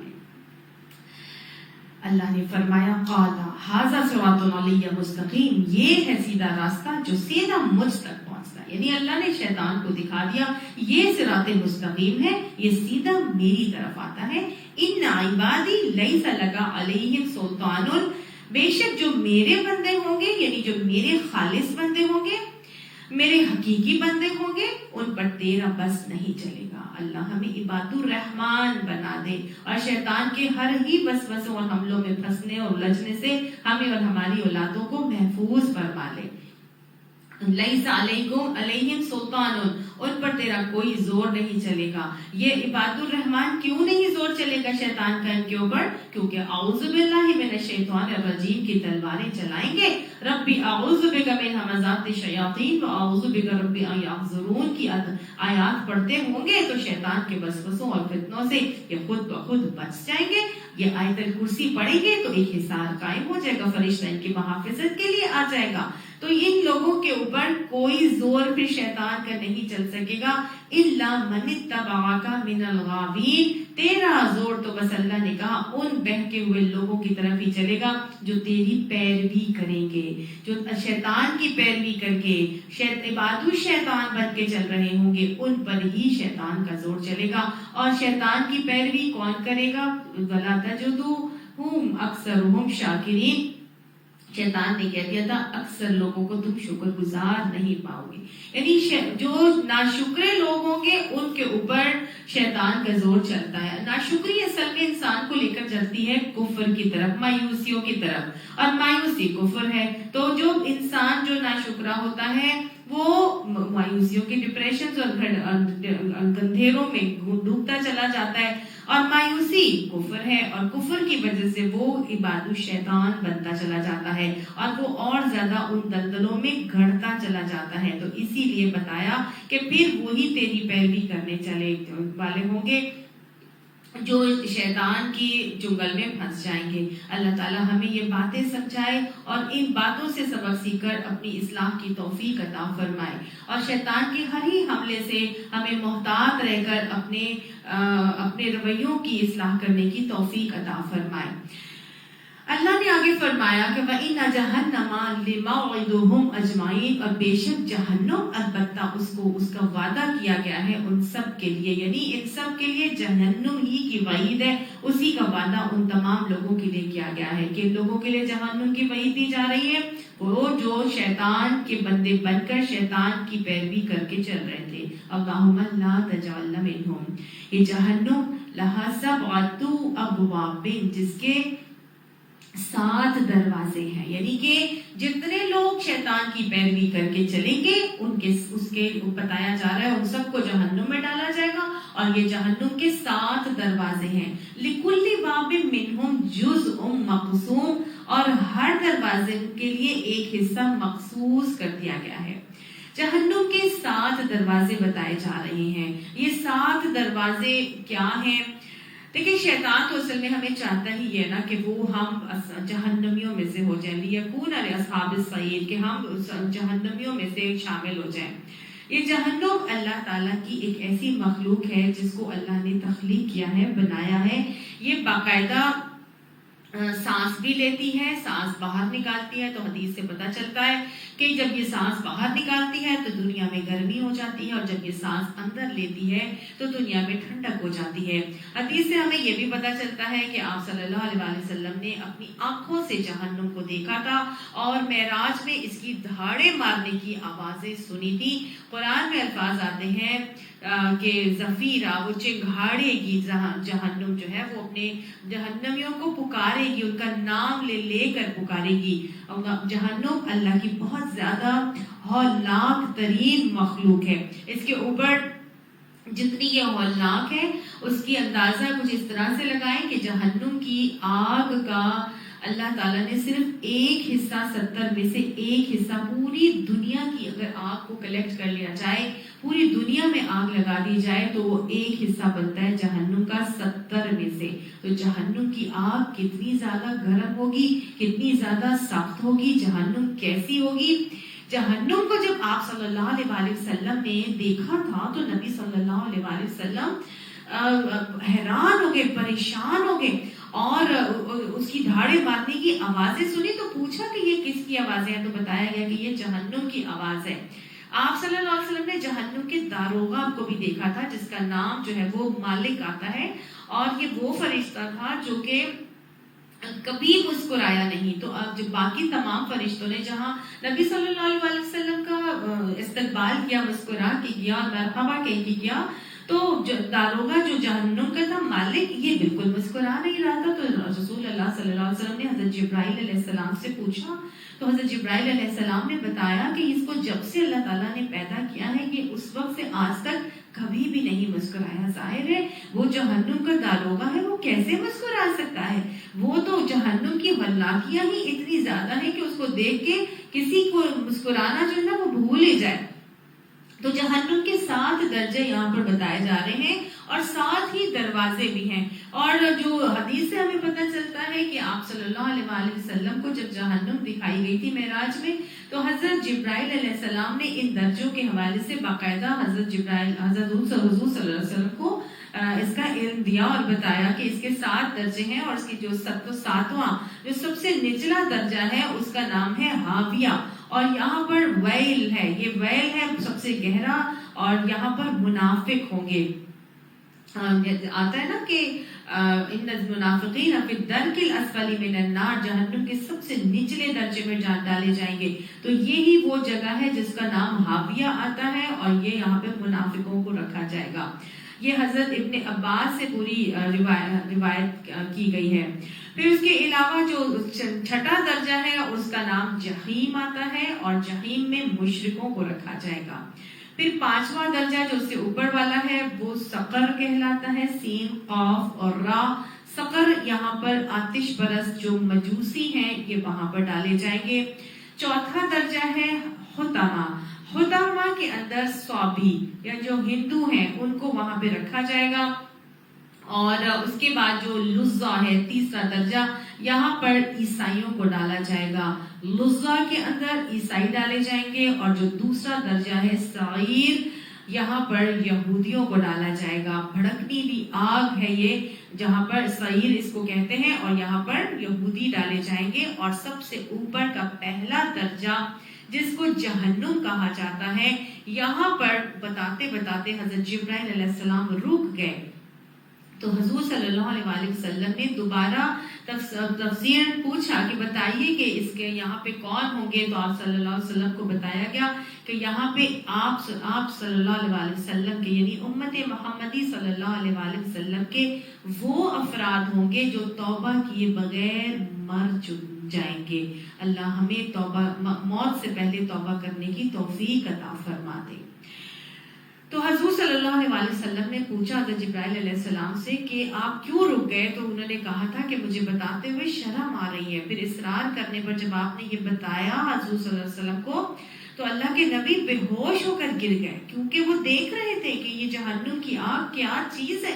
اس کو دیکھ کے آپ صلی اللہ علیہ وسلم کی آنکھوں سے آنسوں کی جھڑی بہ گئی اور لڑیاں بہ گئی. اور جب یہ کو بند کرنا مشکل ہو گیا، اور جب جہنم کے اندر ڈالے جائیں گے تو اتنا روئیں گے کہ ان کی آنکھوں سے نہریں جاری ہو جائیں گی، اور ان کے رونے کی وجہ سے ان کے گالوں کے اوپر باقاعدہ جو ہے وہ نہریں نشان بن جائیں گے.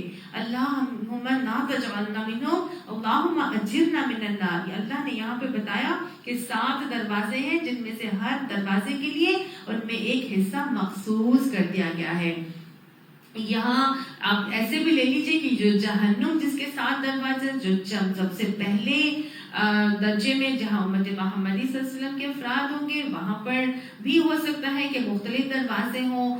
اور جہاں اس کی 70,000 باغیں ہوں گی جن کو 70,000 فرشتوں نے تھام رکھا ہوگا، تو اس کے دروازے بھی ہو سکتا ہے ہر درجے کے 7 دروازے ہی ہوں. بہرحال جہنم کے جو ڈیفرنٹ دروازے ہیں، شاید ان میں سے کسی میں سے بے ایمانوں کو ڈالا جا رہا ہو، کسی میں سے بدعہدوں کو اندر ڈالا جا رہا ہو، کوئی وہ ہو جو حقوق اللہ میں کمی کرنے والے ہوں، کوئی وہ ہو جو حرام کھانے والے ہوں، کوئی وہ ہو جو فحش اور زنا کرنے والے ہوں، کوئی وہ ہو جو ظالم ہو، کوئی قاتل ہو. مطلب مختلف قسم کے دروازوں سے مختلف قسم کے لوگوں کو ڈالا جا رہا ہوگا. بالکل ایسے کہ جیسے جنت ہے، جنت کے بھی تو 8 دروازے بتائے گئے نا حدیث میں. کتنے دروازے ہیں؟ 8 دروازے ہیں، جس میں سے کچھ دروازوں کا نام آپ صلی اللہ علیہ وسلم نے بتایا ہے. باب الریان بتایا ہے، جہاں سے روزے دار داخل ہوں گے، جو بہت زیادہ کثرت سے روزے رکھنے والے ہوں گے. وہ کہاں سے داخل ہوں گے؟ باب الریان سے ہوں گے. کچھ وہ ہوں گے جو باب الجہاد سے داخل ہوں گے، وہ جہاد کرنے والے ہوں گے. جو باب الصلاۃ سے وہ داخل ہوں گے جو زیادہ نمازیں پڑھنے والے ہوں گے، مختلف نیکیاں کرنے والے مختلف دروازوں سے اسی طرح سے داخل ہوں گے. لیکن 8 دروازوں سے بھی کوئی داخل ہونے والے خوش نصیب ہوں گے؟ بالکل ہوں گے. بالکل بھی دل چھوٹا نہ کریں. آپ صلی اللہ علیہ وسلم سے بھی حضرت ابو بکر صدیق نے پوچھا تھا، جب نبی صلی اللہ علیہ وسلم جہنم کے 8 دروازے بتائے تو کچھ لوگ ہوں گے کہ جن کو 8 دروازوں سے پکارا جائے گا. تو حضور صلی اللہ علیہ وسلم سے حضرت ابو بکر نے پوچھا کہ یا رسول اللہ صلی اللہ علیہ وسلم، کیا کوئی ایسا خوش نصیب بھی ہوگا جس کو 8 دروازوں سے ہی پکارا جائے؟ تو آپ صلی اللہ علیہ وسلم نے فرمایا کہ ہاں، تمہارا علم اور حدیث کا شوق اور شغف دیکھ کر مجھے امید ہے کہ تم انہی میں سے ہوگے. تو حضرت ابو بکر کے لیے تو حضور صلی اللہ علیہ وسلم نے یہ خوشخبری دے دی تھی. اگر ہم چاہتے ہیں کہ ہم جنت کے 8 دروازوں میں سے داخل ہو جائیں تو ہمیں بھی مایوس نہیں ہونا چاہیے، ہمیں بھی نا امید نہیں ہونا چاہیے، کیونکہ خواتین کے لیے تو خصوصی طور پر خوشخبری دی گئی ہے کہ وہ خاتون جو 5 وقت کی نماز پڑھتی ہے، رمضان کے روزے رکھتی ہے، اپنی شرمگاہوں کی حفاظت کرتی ہے اور اپنے شوہر کی اطاعت گزار فرما بردار ہوتی ہے، اس کو جنت کے 8 دروازوں سے پکارا جائے گا کہ وہ جس دروازے سے بھی چاہے داخل ہو جائے۔ اس کے علاوہ مومنوں کے لیے ایک اور خوشخبری بھی دی گئی ہے کہ وہ شخص جو سنت طریقے سے کامل وضو کر کے اور پھر دوسرا کلمہ پڑھے اور پھر وہ وضو کی بعد کی دعا پڑھتا ہے کہ اللہم اجعلنی من التوابین واجعلنی من المتطہرین، تو بس اس دعا کی بدولت، یہ عمل کی بدولت جنت کے 8 دروازے کھول دیے جاتے ہیں کہ اگر وہ مر جائے تو وہ جس دروازے سے بھی چاہے جنت میں داخل ہو جائے۔ آپ صلی اللہ علیہ وآلہ وسلم اس وضو کے اعضاء کی وجہ سے ہی تو اپنے امتیوں کو پکاریں گے نا، اور ہم کوتاہی کر جاتے ہیں کہ ہم وضو کو سنوار کے اور بنا کے کریں۔ ہم کہتے ہیں ہائی کیا سردیاں، دوبارہ وضو کروں اور پھر دوبارہ وضو کروں۔ اللہ تعالیٰ ہمیں کثرت سے وضو کرنے کی بھی توفیق عطا فرمائے، کیونکہ وضو کرنے سے انسان کے گناہ جو ہے وہ جھڑتے ہیں، اعضاء کے گناہ جھڑتے ہیں۔ اس کے علاوہ بہت ہی خوبصورت خوشخبری ہے جو میں آپ کو یہاں پر سنائی ہے کہ 8 دروازوں سے اور صرف ان دعاؤں کو پڑھنے سے انسان کو جنت میں داخلہ مل جائے گا۔ اچھا، ایک دروازہ جنت کا باب ایمن بھی کہا گیا ہے، اور باب ایمن کون سا دروازہ ہے؟ کہ وہ دروازہ ہے جہاں سے بلا حساب لوگ جو ہے وہ جنت میں داخل ہوں گے، اور ایک ہی وقت میں اتنی بڑی اس کی چوکھٹ ہوگی کہ 70,000 لوگ ہاتھ میں ہاتھ ڈال کر اس کے اندر سے داخل ہوں گے۔ یہ کون لوگ ہوں گے؟ آپ صلی اللہ علیہ وسلم سے پوچھا گیا کہ یہ کون لوگ ہوں گے جو باب ایمن سے بیک وقت داخل ہوں گے؟ تو آپ صلی اللہ علیہ وسلم نے فرمایا تھا یہ وہ لوگ ہوں گے جو تنہائی میں اپنے گناہوں کو یاد کر کے خوف خدا سے چہرے سے، خوف خدا سے ان کے آنکھوں سے جو ہے وہ آنسو بہتے ہوں گے، اور اس کے علاوہ یہ وہ لوگ ہوں گے جو وہ نہیں کرتے ہوں گے، جھاڑ پھونک نہیں کرتے ہوں گے اور توہم پرستی میں مبتلا نہیں ہوں گے۔ یہ بلا حساب ہی جنت میں داخل ہونے والے لوگوں میں شامل ہوں گے۔ اللہ ہمیں انہی میں شامل فرماتے۔ اللہ تعالیٰ فرماتے ہیں ان المتقین فی جنات وعیون، کہ بے شک متقین وہ تو جب باغوں میں ہوں گے اور چشموں میں ہوں گے، یعنی کہ چشموں اور باغوں والی جنتوں میں وہ ہوں گے متقین۔ اللہ ہمیں انہی میں شامل فرمائے۔ ان کو کیا کہا جائے گا؟ ادخلوها بسلام آمنین، کہ اس کے اندر سلامتی کے ساتھ بے خوف و خطر داخل ہو جاؤ۔ وَنَزَّعْنَا مَا فِي صُدُورِهِمْ، اور کھینچ لیں گے ہم جو کچھ ان کے دلوں میں ہوگا، من غل، غل میں سے، یعنی کہ ہر قسم کا غل ان کے اندر سے، ان کے سینوں میں سے کھینچ کر نکال دیا جائے گا۔ ہر قسم کا غل ان کے دلوں سے کھینچ کر نکال دیا جائے گا۔ کن کے دلوں سے؟ جو جنتی ہوں گے۔ ان کو کہا جائے گا کہ تم سلامتی کے ساتھ جنت میں داخل ہو جاؤ، اور تمہارے دلوں میں اگر کوئی غل ہے تو اس کو کھینچ کر نکال دیا جائے گا۔ غل کیا ہے؟ غل کہتے ہیں بیسیکلی کینے کو، کینے کو غل کہا جاتا ہے۔ یعنی کینہ وہ چیز ہے کہ جس کو ہم کہتے ہیں نا کہ کسی شخص کی کوئی بات اگر ہمیں ناپسند ہو جائے، یعنی کہ کوئی بھی ناگوار بات کسی کی ہمارے دل میں آ جائے اور اس کو ہم اپنے دل میں بٹھا لیں، کسی کی بھی کوئی ناگوار بات یا ایسی بات جو ہمیں پسند نہیں ہے وہ ہمارے اپنے دل میں بٹھا لیں، اور ہمارے اس بات کی وجہ سے یا اس شخص کی اس بات کی وجہ سے جو ہم نے اپنے دل میں بٹھائی ہے، ہمارے لیے، ہمارے دل میں اس شخص کے لیے اچھے جذبات نہ پیدا ہوں، یعنی کہ اچھے جذبات نہ پیدا ہوں، مینس کہ ہم برے جذبات لے کے آ جائیں، تو اس کو کینہ کہا جاتا ہے۔ یعنی ill feelings for the other person، کسی شخص کے لیے بری سوچ رکھنا، اور وہ سوچ اس کی کسی ناگوار عمل کی وجہ سے ہی آتی ہے،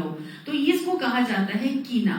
یہ کینے کی مختلف سٹیجز ہوتی ہیں، اور یہ سٹیجز جو ہیں وہ سب سے پہلے تو کسی کی کوئی ناگوار بات ہے جو ہمیں اچھی نہیں لگتی اور ہم اس کو اپنے دل میں بٹھا لیتے ہیں، یہ جب اس شخص کے خلاف دل میں میل آنے لگے تو ہمیں اس شخص کے اوپر غصہ آنے شروع ہو جاتا ہے، اور اس کو ہم کہتے ہیں ہمارے دل میں اس کے لیے کدورت پیدا ہو گئی ہے۔ پھر کدورت آگے اور مزید بڑھتی ہے، ٹائم گزرتا ہے تو یہی کدورت ہمارے دل میں مزید اس شخص کے لیے نفرت کا جذبہ پیدا کرتی ہے، اور ہم اس شخص سے بغض رکھنے لگ جاتے ہیں۔ یعنی کہ اس شخص کے خلاف اتنا غصہ آتا ہے کہ پھر ہم اپنا طیش بھی ظاہر کرنے لگتے ہیں اور ہماری زبان سے یا ہمارے عمل سے اس کے خلاف کوئی نہ کوئی ناراضگی کا اظہار ہو جاتا ہے. تو اس کو بغض کہا جاتا ہے. سب سے پہلے انسان کے دل میں کینہ آتا ہے, پھر کدورت آتی ہے, پھر کیا ہوتا ہے, الٹیمیٹلی بغض پیدا ہونا شروع ہو جاتا ہے, اور یہ بغض آگے اس کو لے کے جاتا ہے عداوت کی طرف. اب وہ اس شخص سے پھر دشمنی اتنی زیادہ اسے بغض رکھنے لگتا ہے, غیظ و غضب اتنا بڑھ جاتا ہے, اتنا غصے میں آنے لگتا ہے اس شخص کے اوپر کہ اس کے اندر اس کے لیے عداوت اور دشمنی پیدا ہو جاتی ہے, اور پھر یہ دشمنی آہستہ آہستہ اس کو ظلم اور زیادتی کی طرف لے جاتی ہے. تو آپ نے دیکھا کیسے سیکوینس آف ایونٹس ہے جو کہ ایک کے بعد دوسرے درجے پر اس کو لے کر جا رہا ہے, اور اس کو ظلم اور زیادتی کی طرف جو ہے وہ لے کر چلا جاتا ہے. اس لیے کینے کو پہلے ہی لیول پر اپنے دلوں سے نکال کے اپنے دلوں کو کینے سے صاف کر لینا چاہیے. یہ کینہ کس کے دلوں میں آ رہا ہے؟ جنتیوں کے دلوں میں کینہ آ رہا ہے, جو یہاں پہ بتایا جا رہا ہے کہ ہم ان کے دلوں سے, جنتیوں کی بات کی جا رہی ہے کہ ان کے دلوں سے ہم کینے کو کھینچ کر نکال دیں گے. جنت میں کوئی کینے والا شخص نہیں داخل ہوگا. دنیا میں اگر کینہ آتا ہے تو نیک لوگوں کے دلوں میں بھی کینہ آ سکتا ہے کسی کے خلاف, اس میں کوئی ایسی بات نہیں ہے. یہ ایک نارمل بات ہے اور ایک نیچرل فیلنگ ہے. کسی کی کوئی بھی ناگوار بات انسان کے دل میں آ جاتی ہے, تو اس میں کوئی ایسی بات نہیں کہ آنی ہی نہیں چاہیے, آئے گی, بار بار آئے گی, لیکن کیا کرنا ہے, اس کو بار بار اپنے اندر سے نکالنا ہے. کنٹینیوسلی اپنا محاسبہ کر کر کے اس کو اپنے اندر سے نکالنا ہے. بالکل حضرت عبداللہ کی طرح جنہوں نے نکالا تھا نبی اکرم صلی اللہ علیہ وآلہ وسلم نے, ان کے اس عمل کے اوپر ان کو 3 دن جنت کی بشارت دی تھی. یاد کر لیجئے کیا ہوا تھا. صحابہ کرام کے ساتھ آپ صلی اللہ علیہ وآلہ وسلم مسجد نبوی میں تشریف فرما تھے. فجر کا وقت تھا اور آپ صلی اللہ علیہ وسلم نے فرمایا کہ اب جو شخص داخل ہوگا وہ جنتی ہے.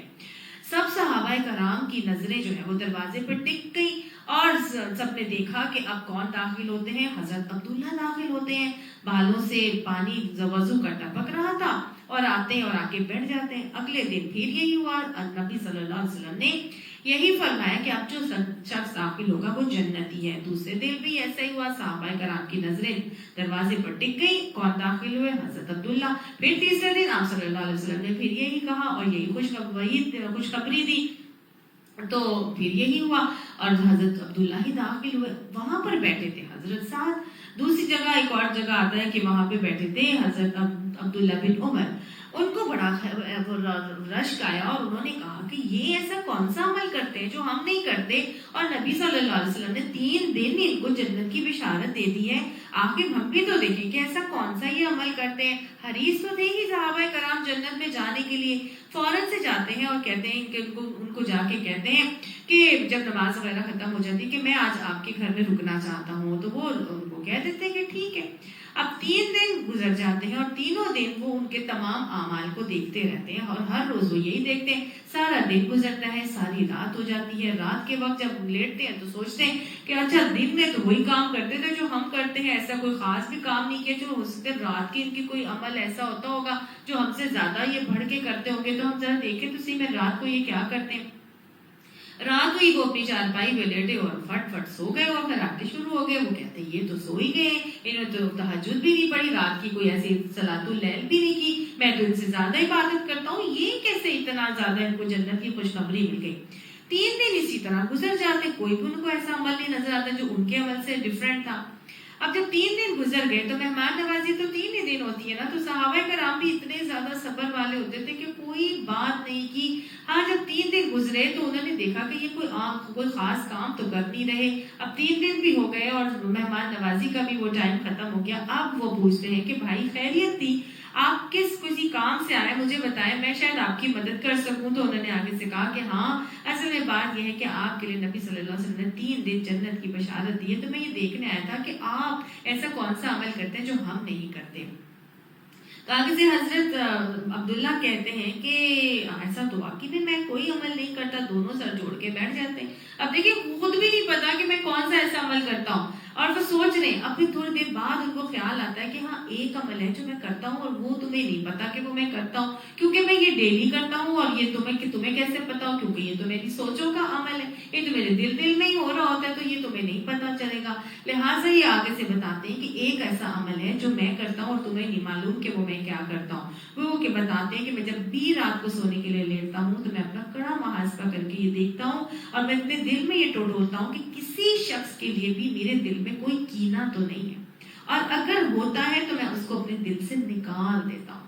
ये वो अमल था जिसके ऊपर आप सल्लल्लाहु अलैहि वसल्लम को जब बताया गया तो आप सल्लल्लाहु अलैहि वसल्लम ने फरमाया कि अब्दुल्ला सच कहता है। गोया यही वो अमल था जिसकी वजह से नबी सल्लल्लाहु अलैहि वसल्लम ने उनको जन्नत की खुशखबरी दी थी। तो दिल से हमेशा अपने दिलों से कीने को निकाल देना चाहिए। कीना आएगा, हम इंसान हैं, हमें एक दूसरे की बातें अच्छी बुरी लग सकती हैं, लेकिन ऐसा नहीं है कि कीना आएगा ही नहीं। करना क्या है, कंटिन्यूसली मुहासबा करके अपने अंदर से गिल कीने को निकाल देना चाहिए। याद रखिएगा, जब गिल दिलों से निकलता है तभी हमारे दिल जो है पुरसुकून भी होते हैं और हमारे दिलों में इत्मीनान और सुकून आता है और हमारे घर जन्नत के नमूने बनते हैं। जिंदगी अगर हम पुरसुकून चाहते हैं तो हमें अपने अंदर से दिलों को निकालना पड़ेगा। अपने कंधों से बोझों को उतार दीजिए। याद रखिए, आज इसी तरह के मामलात हैं हमारी जिंदगी में। सुकून इसीलिए तो नहीं है कि अल्लाह की मोहब्बत है, नहीं, दूसरी तमाम चीजों की मोहब्बत है, और उन्हीं मोहब्बतों की वजह से हमारे दिल में कीने कदूरतों से हमारे दिल भरे पड़े हैं। जाहिर है, देखिए, जब इतना सा तो दिल है, जब उसके अंदर अल्लाह का तकवा नहीं होगा तो दूसरी चीजों की से ही वो भरेगा ना। एक तकवा आ जाएगा तो फिर उसके बाद किसी चीज की जगह रहती ही नहीं, क्योंकि नबी सल्लल्लाहु अलैहि वसल्लम ने दिल की तरफ इशारा करके कहा था, तकवा हाँ होना, तकवा हाँ होना, तकवा हाँ होना। इस दिल को अगर हम गिल और कदूरतों से भर लेंगे तो तकवा कहाँ से आएगा?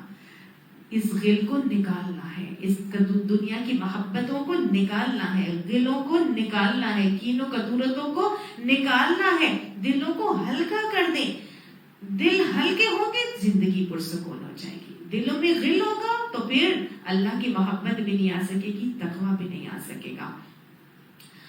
जब रब पसंद जज्बात लाना चाहते हैं तो फिर खुद ब खुद देखिएगा आप, जब रब पसंद जज्बात दिलों के अंदर आएंगे तो हमारे दिलों की बेकरारियां खुद ब खुद खत्म हो जाएंगी, हमारी जिंदगियां खुशहाल हो जाएंगी। हम दुआएं करते हैं कि अल्लाह हमारे दिलों को इत्मीनान दे दे, सुकून दे दे, लेकिन दिल कीनों कदूरतों से भरे होते हैं। अपने दिलों से निकालना है। कीने, नफरत और हिरस निकालेंगे तो ही हमारे दिलों में इत्मीनान आएगा। अगर कीने, नफरत और हिरस और बुग़्ज़ और तमा और लालचों से हमारे दिल भरे पड़े होंगे तो जुल्म ज़्यादती ही हम करेंगे। जब हमारे दिलों की हालत बदलेगी तो ही अमाल बदलेंगे। ऐसा होगा कि नहीं? अगर हमारे दिलों में तकवा, सब्र, कनात होगा तो ही हम सब्र आगे जो है वो इंफाक फी सबीलिल्लाह कर सकेंगे, हम इसार कर सकेंगे, हम खिदमत खल्क कर सकेंगे, हम दूसरों के साथ मोहब्बत कर सकेंगे। ऐसा है कि नहीं? तो बस दिलों की हालत से हमारे अमाल बदलते हैं, और ये दिलों की हालत है जिसकी वजह से जो हमारे अमाल को डायरेक्ट करते हैं। अल्लाह हमारे दिलों में अपनी मोहब्बत अता फरमाए, अपना तकवा अता फरमाए, और हर किस्म के गिल और कीने और कदूरतों से हमारे दिलों को साफ कर दे, पाक कर दे। ये दिल जब दिलों से अपने दिल से कीने को निकाला था तो अल्लाह के नबी ने उनको जन्नत की खुशखबरी दे दी थी। अल्लाह हमें भी ये कीने अपने दिलों से निकालने की तौफीक अता फरमाए। ये कीना अगर किसी के दिल में होगा तो आप सल्लल्लाहु अलैहि वसल्लम ने फरमाया था कि अल्लाह सुब्हानहू तआला लैलतुल क़द्र में कबीला बनु कल्ब की बकरियों के जिस्म पर जितने बाल हैं उन बालों के बराबर लोगों के गुनाह माफ करते हैं, सिवाय उन लोगों के जिनके दिलों में कीना होता है। तो गोया कीना वालों के तो अल्लाह लैलतुल क़द्र के भी दिन रात में भी गुनाह माफ नहीं करते, तो फिर उसकी बख्शिश कैसे मुमकिन हो सकती है? अब दिल में खौफ आ रहा है ना कि कीने अगर हमारे दिलों में है तो हम इनको कैसे निकालना चाहते हैं ना कीनों को, तो अल्लाह का तरीका हमें बता दिया है। अल्लाह ताला ने बताया है हमको क्या करना है। ये कीने क्यों आ रहे थे हमारे दिल में? वही तो वजूहात थी, क्योंकि हम बतरुल हक कर रहे थे, गमतन नाज कर रहे थे, वजह तकब्बुर थी। تکبر جب انسان کے اندر آتا ہے کہ میں بہت بڑی چیز ہوں، میں بہت اچھی ہوں، تبھی تو انسان دوسرے کو حقیر سمجھتا ہے، تبھی تو دوسرے کو لیٹ ڈاؤن کرتا ہے، تبھی تو دوسرے کی بات اس کو بری لگتی ہے۔ تو تکبر اصل جذبہ ہے جو انسان کے اندر کینے کو لے کر آتا ہے، حسد کو لے کر آتا ہے۔ لہٰذا اس تکبر سے بچنے کا نسخہ ابھی ہم نے پڑھا تھا، تکبر شیطان نے کیا تھا، اور شیطان کے وسوسے سے بچنے کے لیے کیا کرنا تھا؟ اعوذ باللہ من الشیطان الرجیم پڑھنا تھا۔ جب بھی اعوذ باللہ کینہ کسی کے لیے دل میں آ رہا ہو تو کیا کرنا ہے؟ فوراً اعوذ باللہ من الشیطان الرجیم پڑھنا شروع ہو جائے، انشاءاللہ شیطان کے وسوسوں سے میں پھنسنے سے بچ جائیں گے۔ اور اگر کبھی آ ہی کیا ہے تو کیا کرنا ہے؟ فوراً آئیڈینٹیفائی کر لینا ہے۔ فوراً اپنے دل میں اگر آ رہا ہے نا کسی کے بارے میں یہ خیال کہ فلانا تو ہے ہی ایسا، یا فلانی تو ہے ہی ایسی، میری جٹھانی تو ہمیشہ ایسے ہی کرتی ہے، یا میری ساس سے تو ہمیشہ ایسے ہی کرنا ہوتا ہے، نن تو مجھے ہمیشہ ایسے ہی بولے گی، یا میری فرینڈ تو ہمیشہ اسی طرح بولے گی، یا فلاں لڑکی یا فلاں پڑوسی تو ہمیشہ ایسے ہی کرتے ہیں۔ تو بس آئیڈینٹیفائی ہو گیا کہ میرے دل میں آ رہا ہے اس کے بارے میں یہ، تو پھر اللہ تعالیٰ سے استغفار کرنا ہے، اصلاح کا وعدہ کرنا ہے، اللہ سے دعا مانگنی ہے۔ اور اللہ سے کون سی دعا مانگی جائے گی؟ سورہ حشر میں وہ دعا آتی ہے کہ وَلَا تَجْعَلْ فِي قُلُوبِنَا غِلًّا لِّلَّذِينَ آمَنُوا، کہ رَبَّنَا إِنَّكَ رَءُوفٌ رَحِيمٌ، کہ اے ہمارے رب تو بے شک بڑی محبت کرنے والا ہے، تو ہمارے دلوں میں ایمان والوں کے لیے کوئی بھی کینہ نہ رکھنا، کوئی بھی کینہ نہ بنانا۔ اور ایک اور طریقہ نبی صلی اللہ علیہ وسلم نے سکھایا، اور وہ کیا سکھایا ہے کہ ہاتھ ملایا کرو، اس سے کینہ جاتا رہتا ہے، تحفے دیا کرو، اس سے کینہ جاتا رہتا ہے۔ تو گویا مسافہ کرنے سے کینہ جاتا ہے، اور انسان ایسے لوگوں سے جن کے خلاف کینے آ رہے ہوں ان کو کوئی اچھا سا تحفہ دے، اس سے محبتیں بڑھتی ہیں اور کینہ جائے گا انشاءاللہ تعالی۔ اللہ تعالی ہمیں ان دوائیوں کو اپنانے کی توفیق عطا فرمائے۔ یہ اگر جنتیوں کے دل میں بھی کینہ آ رہا ہوگا تو اس کو بھی نکال دیا جائے گا، کیونکہ جنت وہ تو سلامتی کا گھر ہے، وہاں پہ کوئی کینے والا شخص داخل نہیں ہوگا۔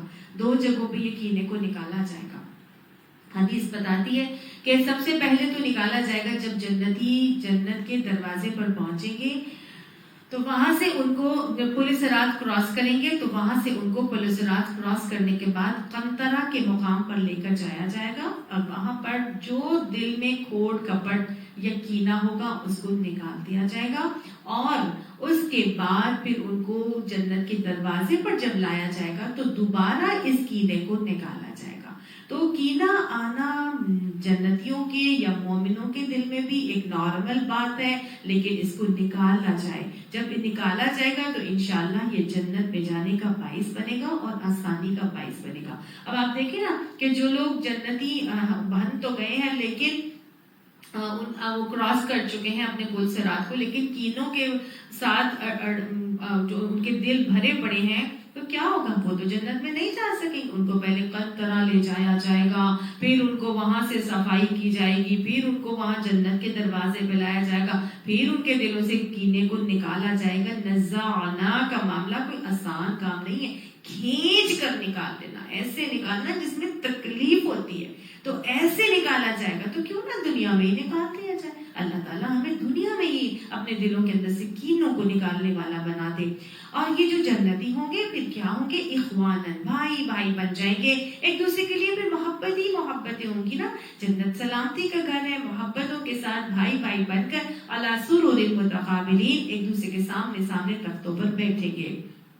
فیہا نصب، وہاں پر ان کے لیے کوئی تھکاوٹ نہیں ہوگی، کیونکہ وہاں نہ کوئی کام ہے نہ کوئی تھکاوٹیں ہوں گی، ظاہر ہے جو کام ہی نہیں، نہ فینڈ اینڈ فیچ کرنا نہیں، کچھ لانا نہیں، کچھ بنانا نہیں، کوئی اٹھانا نہیں، تو پھر کیا ہے؟ وہاں پہ تو کوئی قسم کی کوئی تھکاوٹ ہی نہیں ہوگی۔ وما ہم منہا بمخرجین، اور وہاں سے ان کو کوئی نکالے گا بھی نہیں، نہ وہاں کوئی مشقت ہوگی، نہ بات کی سمیٹا سمیٹی، نہ ہی کوئی کھانا پینا کے جو ہے وہ بنانے کے لوازمات کرنے کی تیاری، کوئی ایسا کام نہیں ہوگا، اور نہ ہی وہاں سے ان کو نکالا جائے گا۔ کوئی وہاں ان کو یہ نہیں کہے گا جنتیوں کو کہ بھئی یہاں سے اس کو فلاں کو اٹھاؤ، میں یہاں پہ نہیں بیٹھوں گی، فلاں بیٹھی ہوئی ہے، میں جہاں پر یہ ہوگی وہاں پر میں نہیں آتی ہوں، اس کو پہلے یہاں سے نکالو پھر میں آؤں گی۔ نہیں، ایسا نہیں ہوگا، ایسا نہیں ہوگا، سب آپس میں خوش و خرم ہوں گے اور کسی کو وہاں سے نکالا نہیں جائے گا۔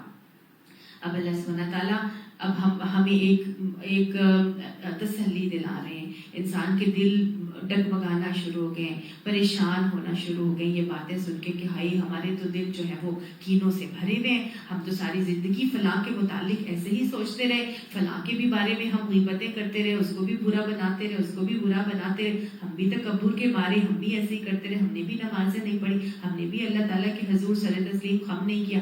कितना डर आ रहा है इंसान को, इंसान के दिलों के अंदर हमारे तकब्बुर भरे पड़े हैं, हमारे दिलों के अंदर कीने भरे पड़े हैं, ये कीने हमें बुग़्ज़ की तरफ लेकर जाते हैं, क़त्ल रहमियां करवाते हैं, जुल्म ज़्यादतियां हो जाती हैं, हसद के जंगल में फंस जाते हैं। कितने गलत आमाल हैं जो हम कर लेते हैं, नमाजों के लिए हमारी पेशानियां नहीं झुकती, अल्लाह के हुजूर सल्लल्लाहु अलैहि वसल्लम खम नहीं हो रहा, कितने गलत आमाल हैं जो हम कर रहे हैं, बतरुल हक के हवाले से अल्लाह के अहकामात पे इनकार के रवैये हैं और हम चल रहे हैं, हमारी जिंदगियां उसी तरह चल रही हैं। अल्लाह ताला फरमाता है परेशान नहीं हो। क्यों परेशान होते हो? अल्लाह ने फरमाया ला तक़नतू मिन रहमतिल्लाह इन्नल्लाह यग़फ़िरुज़्ज़ुनूब जमीआ। आगे अल्लाह ताला फरमाएंगे सूरह ज़ुमर के अंदर कि अल्लाह सुब्हानहू ताला की रहमत से मायूस नहीं हो, अल्लाह ताला सारे गुनाहों को माफ करते हैं। यही खुशखबरी अल्लाह ने एक और दे दी कि नब्बी इबादी अन्नी अनल गफूरुर रहीम, मेरे बंदों को ये खबर दे दो कि मैं बड़ा ही बख्शने वाला और रहम करने वाला हूँ। सुभान अल्लाह। बख्शिश मांगोगे तो बख्श दूंगा, इसलिए तौबा कर लो, आज पलट आओ, मेरे पास आ जाओ और आगे मुझसे बख्शिश तलब कर लो। मैं गफूर हूँ, बख्श दूंगा, सारे गुनाहों को बख्श दूंगा। गफूर किसको कहते हैं? गफरा कहते हैं ढांप देना, जैसे सतर्क कोशिश करके ढांप दी जाती है ना एक चीज को, आंखों से ओझल होती है, पता नजर ही नहीं आती, तो बस अल्लाह ने कहा मैं अपनी रहमत से तमाम तुम्हारे गुनाहों को ढांप दूंगा। तुम क्यों फिक्र करते हो? मेरे बंदों को बता दो, मेरे बंदे हैं, मेरी तरफ आना चाहते हैं, मेरे खालिस बंदे हैं, गलतियां हो गई हैं तो क्या हुआ, खता हो गई है तो क्या हुआ, अपनी इबादत में मुझे खालिस तो करके चलते हैं ना। हाँ शैतान के जंगल में कभी फंस जाते हैं तो कोई बात नहीं, इन्हें खुशखबरी दे दो, मेरे पास पलट कर आएंगे तो मैं उनके लिए बख्शने वाला भी हो जाऊंगा, रहम करने वाला भी हो जाऊंगा। अल्लाह हमसे गलतियां हो गई, अल्लाह हमसे कोताहियां हो गई, अल्लाह सुब्हानहू ताला सारे गुनाहों को माफ फरमा दीजिए, अल्लाह सारे ही गुनाहों को माफ फरमा दीजिए। आप रहम करने वाले हैं, अल्लाह सुब्हानहू ताला आपकी रहमत तमाम कायनात की वसअतों के ऊपर हावी है। अल्लाह सुब्हानहू ताला आपकी रहमत हमारे गुनाहों से बहुत बड़ी है। अल्लाह ताला हमारे तमाम गुनाहों को ढांप दीजिए, उनके लिए मग़फ़िरत अता फरमा दीजिए। अल्लाह गफूर बन जाइए और अपनी रहमत में हमें ढांप के हमें जन्नत में आसानी के साथ ले जाइए। व अन्ना अज़ाबी, और मेरा अज़ाब, व हुवल अज़ाबुल अलीम, वो बहुत दर्दनाक अज़ाब है। अल्लाहुम्मा जअलनी मिनत तव्वाबीना व जअलनी मिनल मुतत्ताहिरीन। वनब्बिअहुम, और उन्हें बता दीजिए अन ज़ैफ़ी इब्राहीम अलैहिस्सलाम के मेहमानों का किस्सा। तो गोया अब मेहमान हज़रत इब्राहीम अलैहिस्सलाम के मेहमानों का एक किस्सा है जो आगे सुनाया जा रहा है। ये वो किस्सा है जो हम पहले अच्छी तरह से वाज़ेह तौर पर पढ़ चुके हैं, मैं जल्दी उससे आगे गुजरूंगी। कि इस दखल वाले ही, जब उसके ऊपर दाखिल हुए, फ़क़ालू सलामा, तो उन्होंने कहा, क्या कहा? सलाम किया। हज़रत इब्राहीम अलैहिस्सलाम के पास फरिश्ते भेजे गए थे मेहमान बनाकर, और वहां पर जाके वो उसको सलाम करते हैं।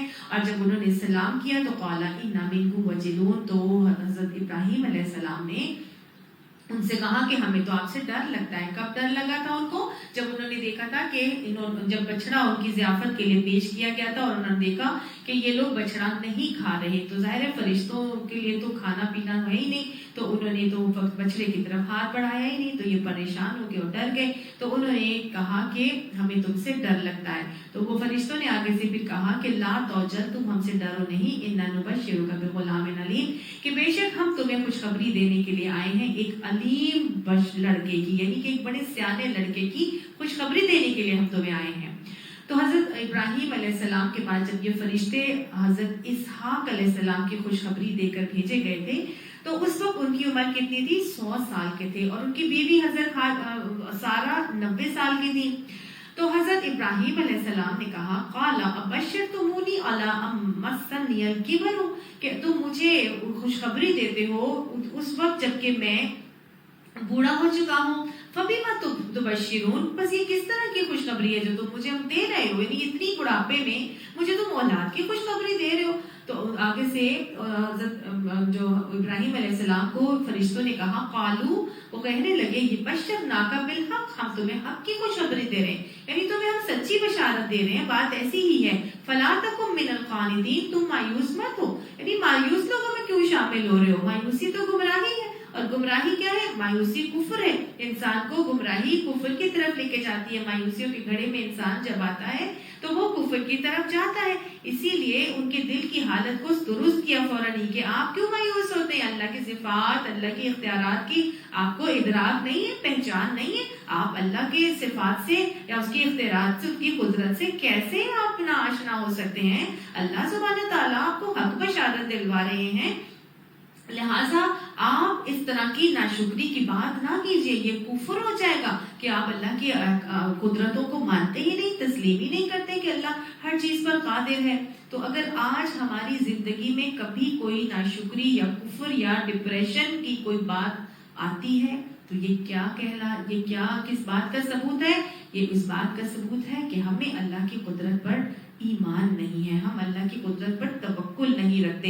ये मायूसी की तरफ लेकर जाती है इंसान को, और वो कुफ्र है, ये मायूसी कुफ्र है और कुफ्र गुमराही है। अल्लाह ताला हमें अपना सही पहचान अता फरमाए और अल्लाह अपनी तमाम ही सिफात और इख्तियारात के ऊपर हमें दिल के पूरे सबात के साथ कामिल यकीन अता फरमाए।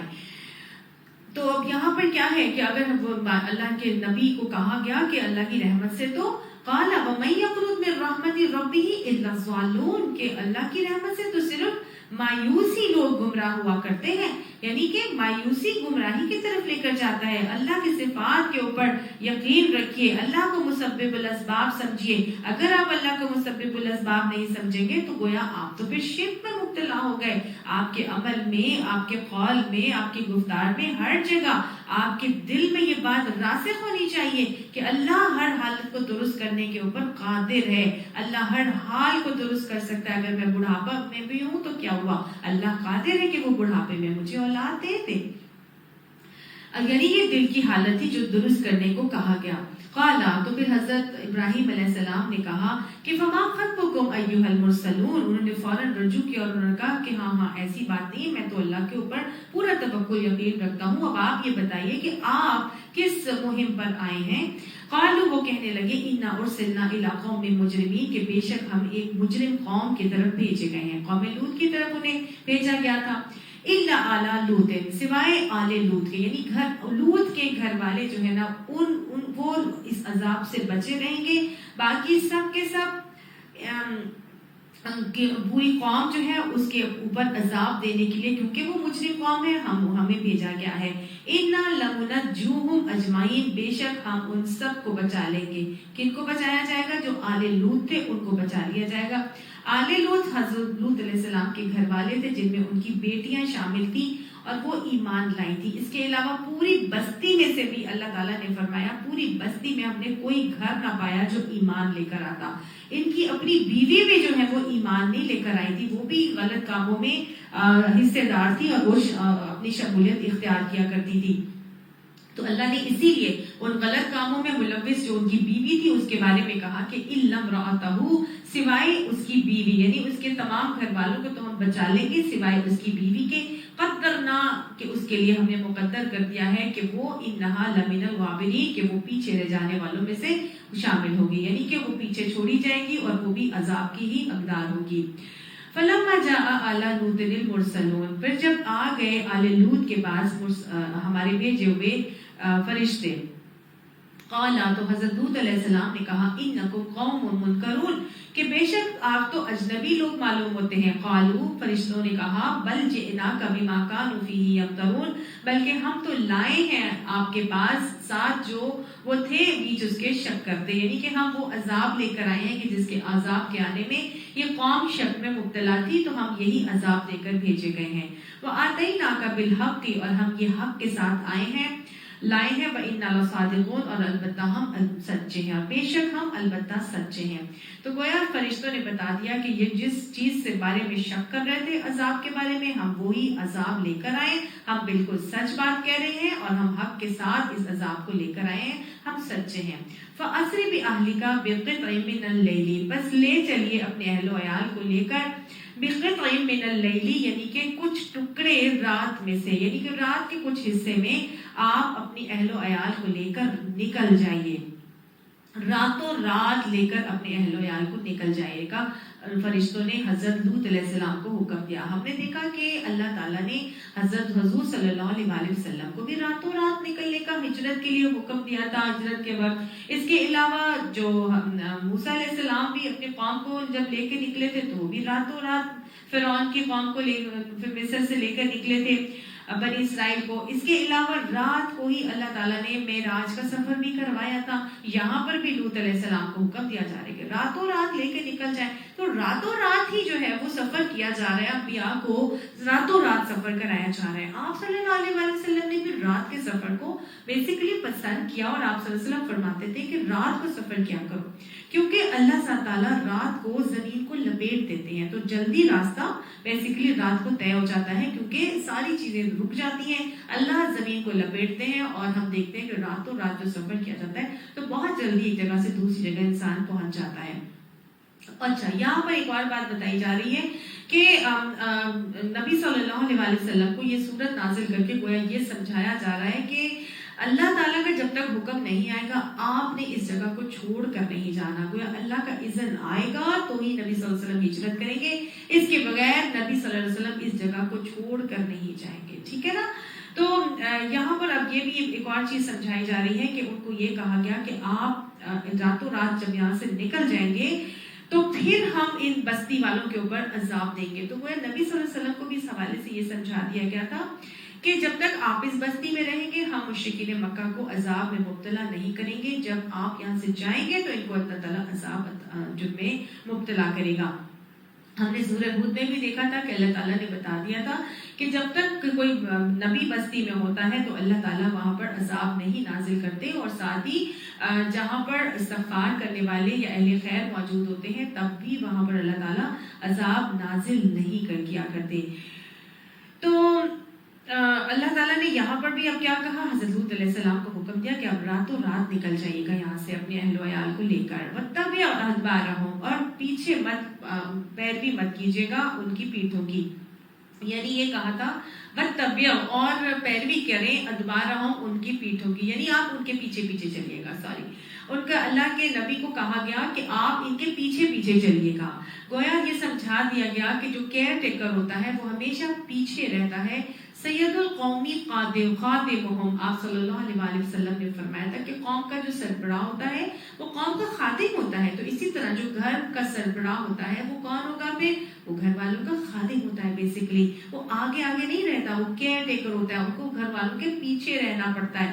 اور بہت خوبصورت میں نے ایک چھوٹی سی وہ دیکھی ویڈیو، اس میں کیا تھا کہ یہ جو بھیڑیا ہوتے ہیں، بھیڑیوں کا ریوڑ جا رہا تھا، اور بھیڑیوں کے ریوڑ کے اندر بہت لمبا سا ریوڑ تھا، اور اس میں کوئی پتہ نہیں 25-30 کے قریب جو ہے وہ بھیڑیے چل رہے تھے، اور وہ جو ان کا سب سے بڑا لیڈر بھیڑیا تھا وہ سب سے پیچھے تھا، وہ سب سے پیچھے تھا، پورا کا پورا ریوڑا جب چلا گیا تو پھر وہ سب سے پیچھے گیا، اور سب سے پیچھے وہ ان کو لک آفٹر کر رہا تھا، اور ہر ایک کے اوپر اس کی نگاہ تھی۔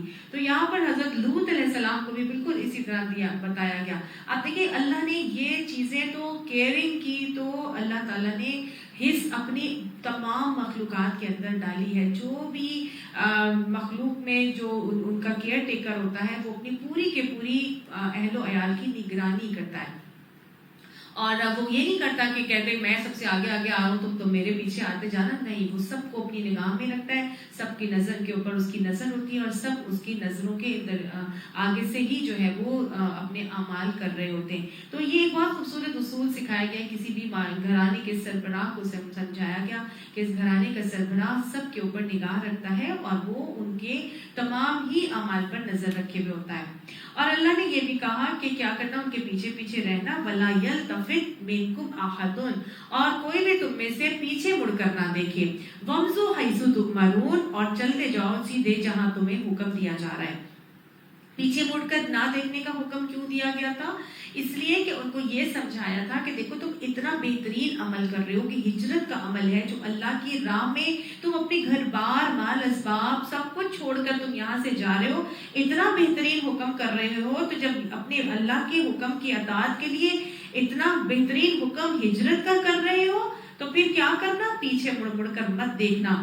مومن کو سکھایا گیا کہ جب مومن اللہ کے حکم کی اطاعت اور فرمانبرداری کے لیے نکل آتا ہے تو اس کو اپنی گزشتہ زندگی میں پیچھے مڑ مڑ کر، پیچھے پلٹ پلٹ کر نہیں دیکھنا چاہیے، پیچھے کے سارے دروازے بند کر کے، ساری کشتیاں جلا کے اس کو آگے صراط مستقیم پر نکل آنا چاہیے۔ اس کی نگاہ آگے کی منزل مقصود جنت کی طرف ہونی چاہیے۔ مڑ مڑ کر دیکھنے سے صرف اور صرف وہ پیچھے کی جو زندگی ہے، پیچھے کے لوگ ہیں، پیچھے کے دوست ہیں، پیچھے کی ساری نعمتیں ہیں، ان پر جب نگاہ رہے گی تو پھر مسلم حنیف بن کر، یکسو ہو کر، فوکسڈ ہو کر وہ اپنا آگے کا عمل نہیں کر سکے گا۔ اور عین ممکن تھا نا کہ پیچھے کی جو رہنے والے لوگ تھے ان کی چیخ و پکار اور ان کی جو ان کے جو سارے جو آپ کہہ لیں کہ جو ان کی محبتیں تھیں اس کی ان میں پھنس کر ان کے قدم جو ہے وہ ڈگمگا جاتے۔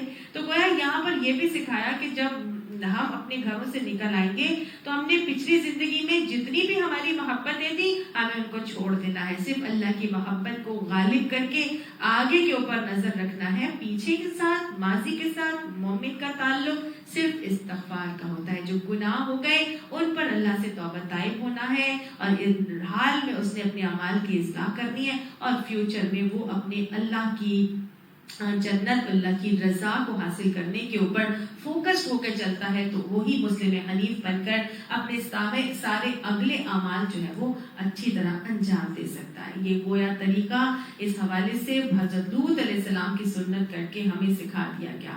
وَقَضَيْنَا إِلَيْهِ، اور پورا کر دیا طرف اس کے ذَلِكَ الْأَمْرَ، اس حکم کو، یعنی اللہ نے فرمایا کہ ہم نے اپنا فیصلہ جو ہے اس تک پہنچا دیا اور پورا کر دیا۔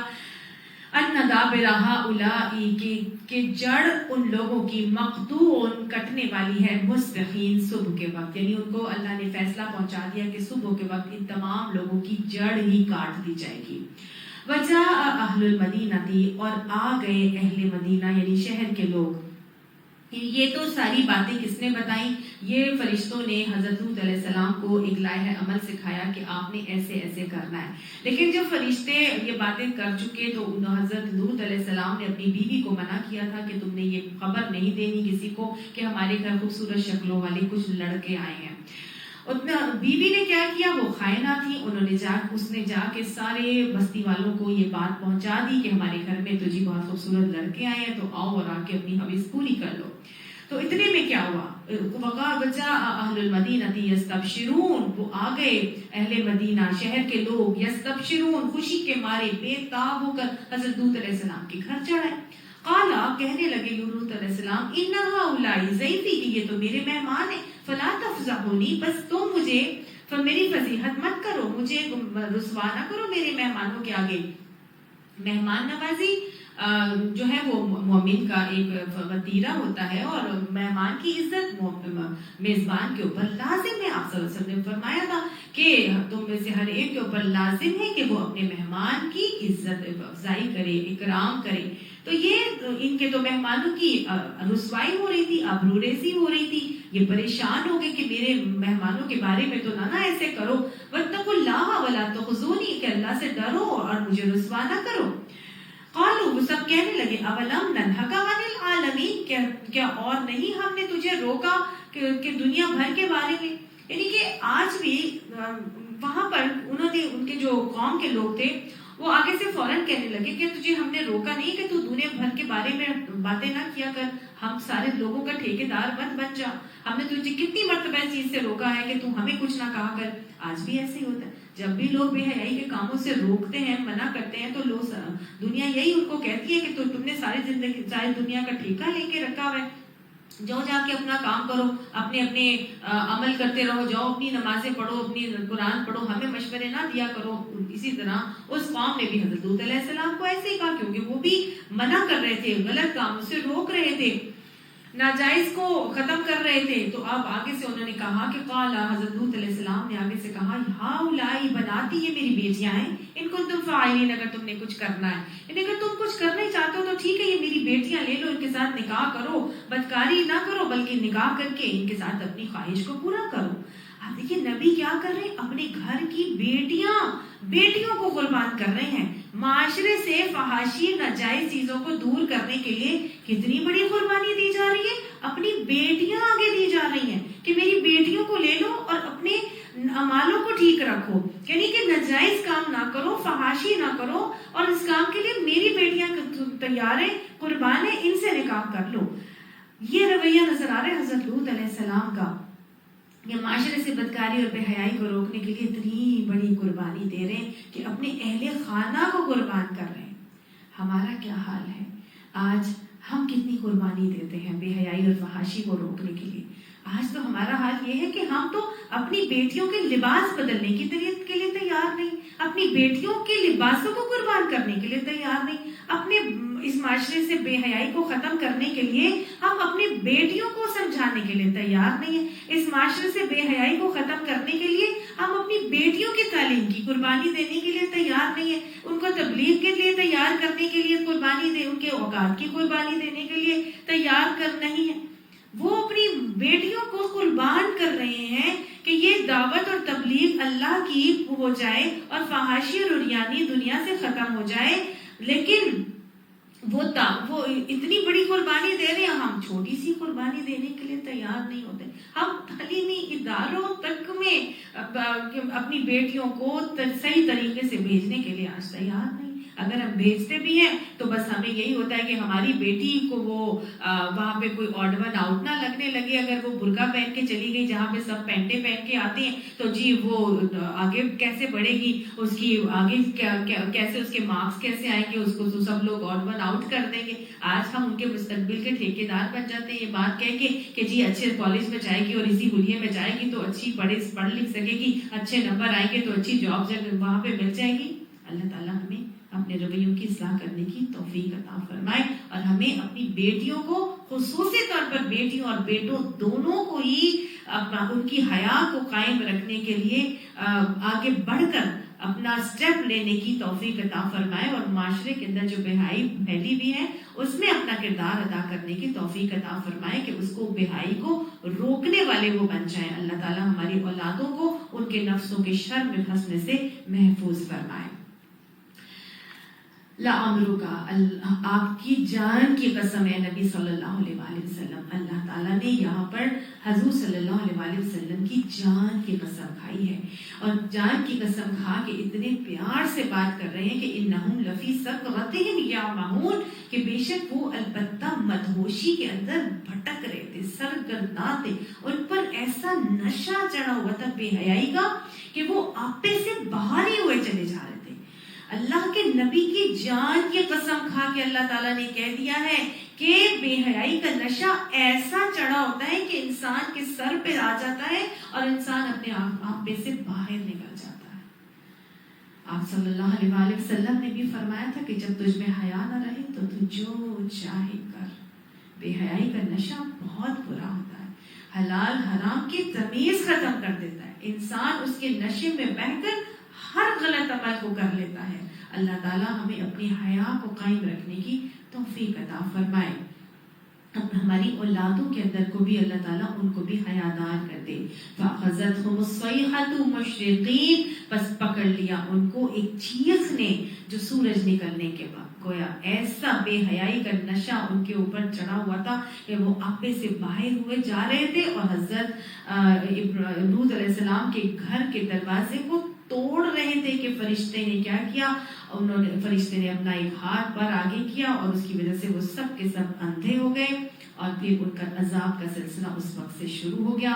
اب وہ ایسے اپنے میں باہر ہو رہے تھے لیکن جیسے ہی راتوں رات وہ نکلے حضرت لوط علیہ السلام تو صبح پو پھٹتے ہی اللہ کی طرف سے عذاب آیا اور ایک صیحہ ایک چیخ نے زبردست دھماکے نے ان کو آ لیا گویا کوئی آتش فشاں پھٹا ہوگا اور اس آتش فشاں پھٹنے سے اتنی زور کی آواز آئی سورج نکلنے کے وقت فَجَعَلْنَاهَا عَالِيَهَا سَافِلَهَا بس بنا دیا اس کو اوپر والا اس کا نیچے والا اس کا. فرشتے حضرت جبرائیل علیہ السلام نے کیا کیا اس پوری کی پوری بستی کو قوم لوط کی جو بستی صدوم کی بستی تھی اس کو اپنے پر سے نیچے سے اٹھا کے اوپر آسمان کی طرف لے کر گئے اور اوپر والا ایسے پلٹا کے نیچے کیا کہ اس کا اوپر والا نیچے والا ہو گیا اور نیچے والا اوپر والا ہو گیا اور وہ پوری کی پوری بستی نیچے ہو کر دھس گئی اور ایسی دھسی کہ وہاں پر باقاعدہ گڑھا ہو گیا اور وہاں پر پورا کا پورا پانی آ گیا اور ڈیڈ سی جس کو بحر مردار کہا جاتا ہے وہ وہاں پر آ گیا.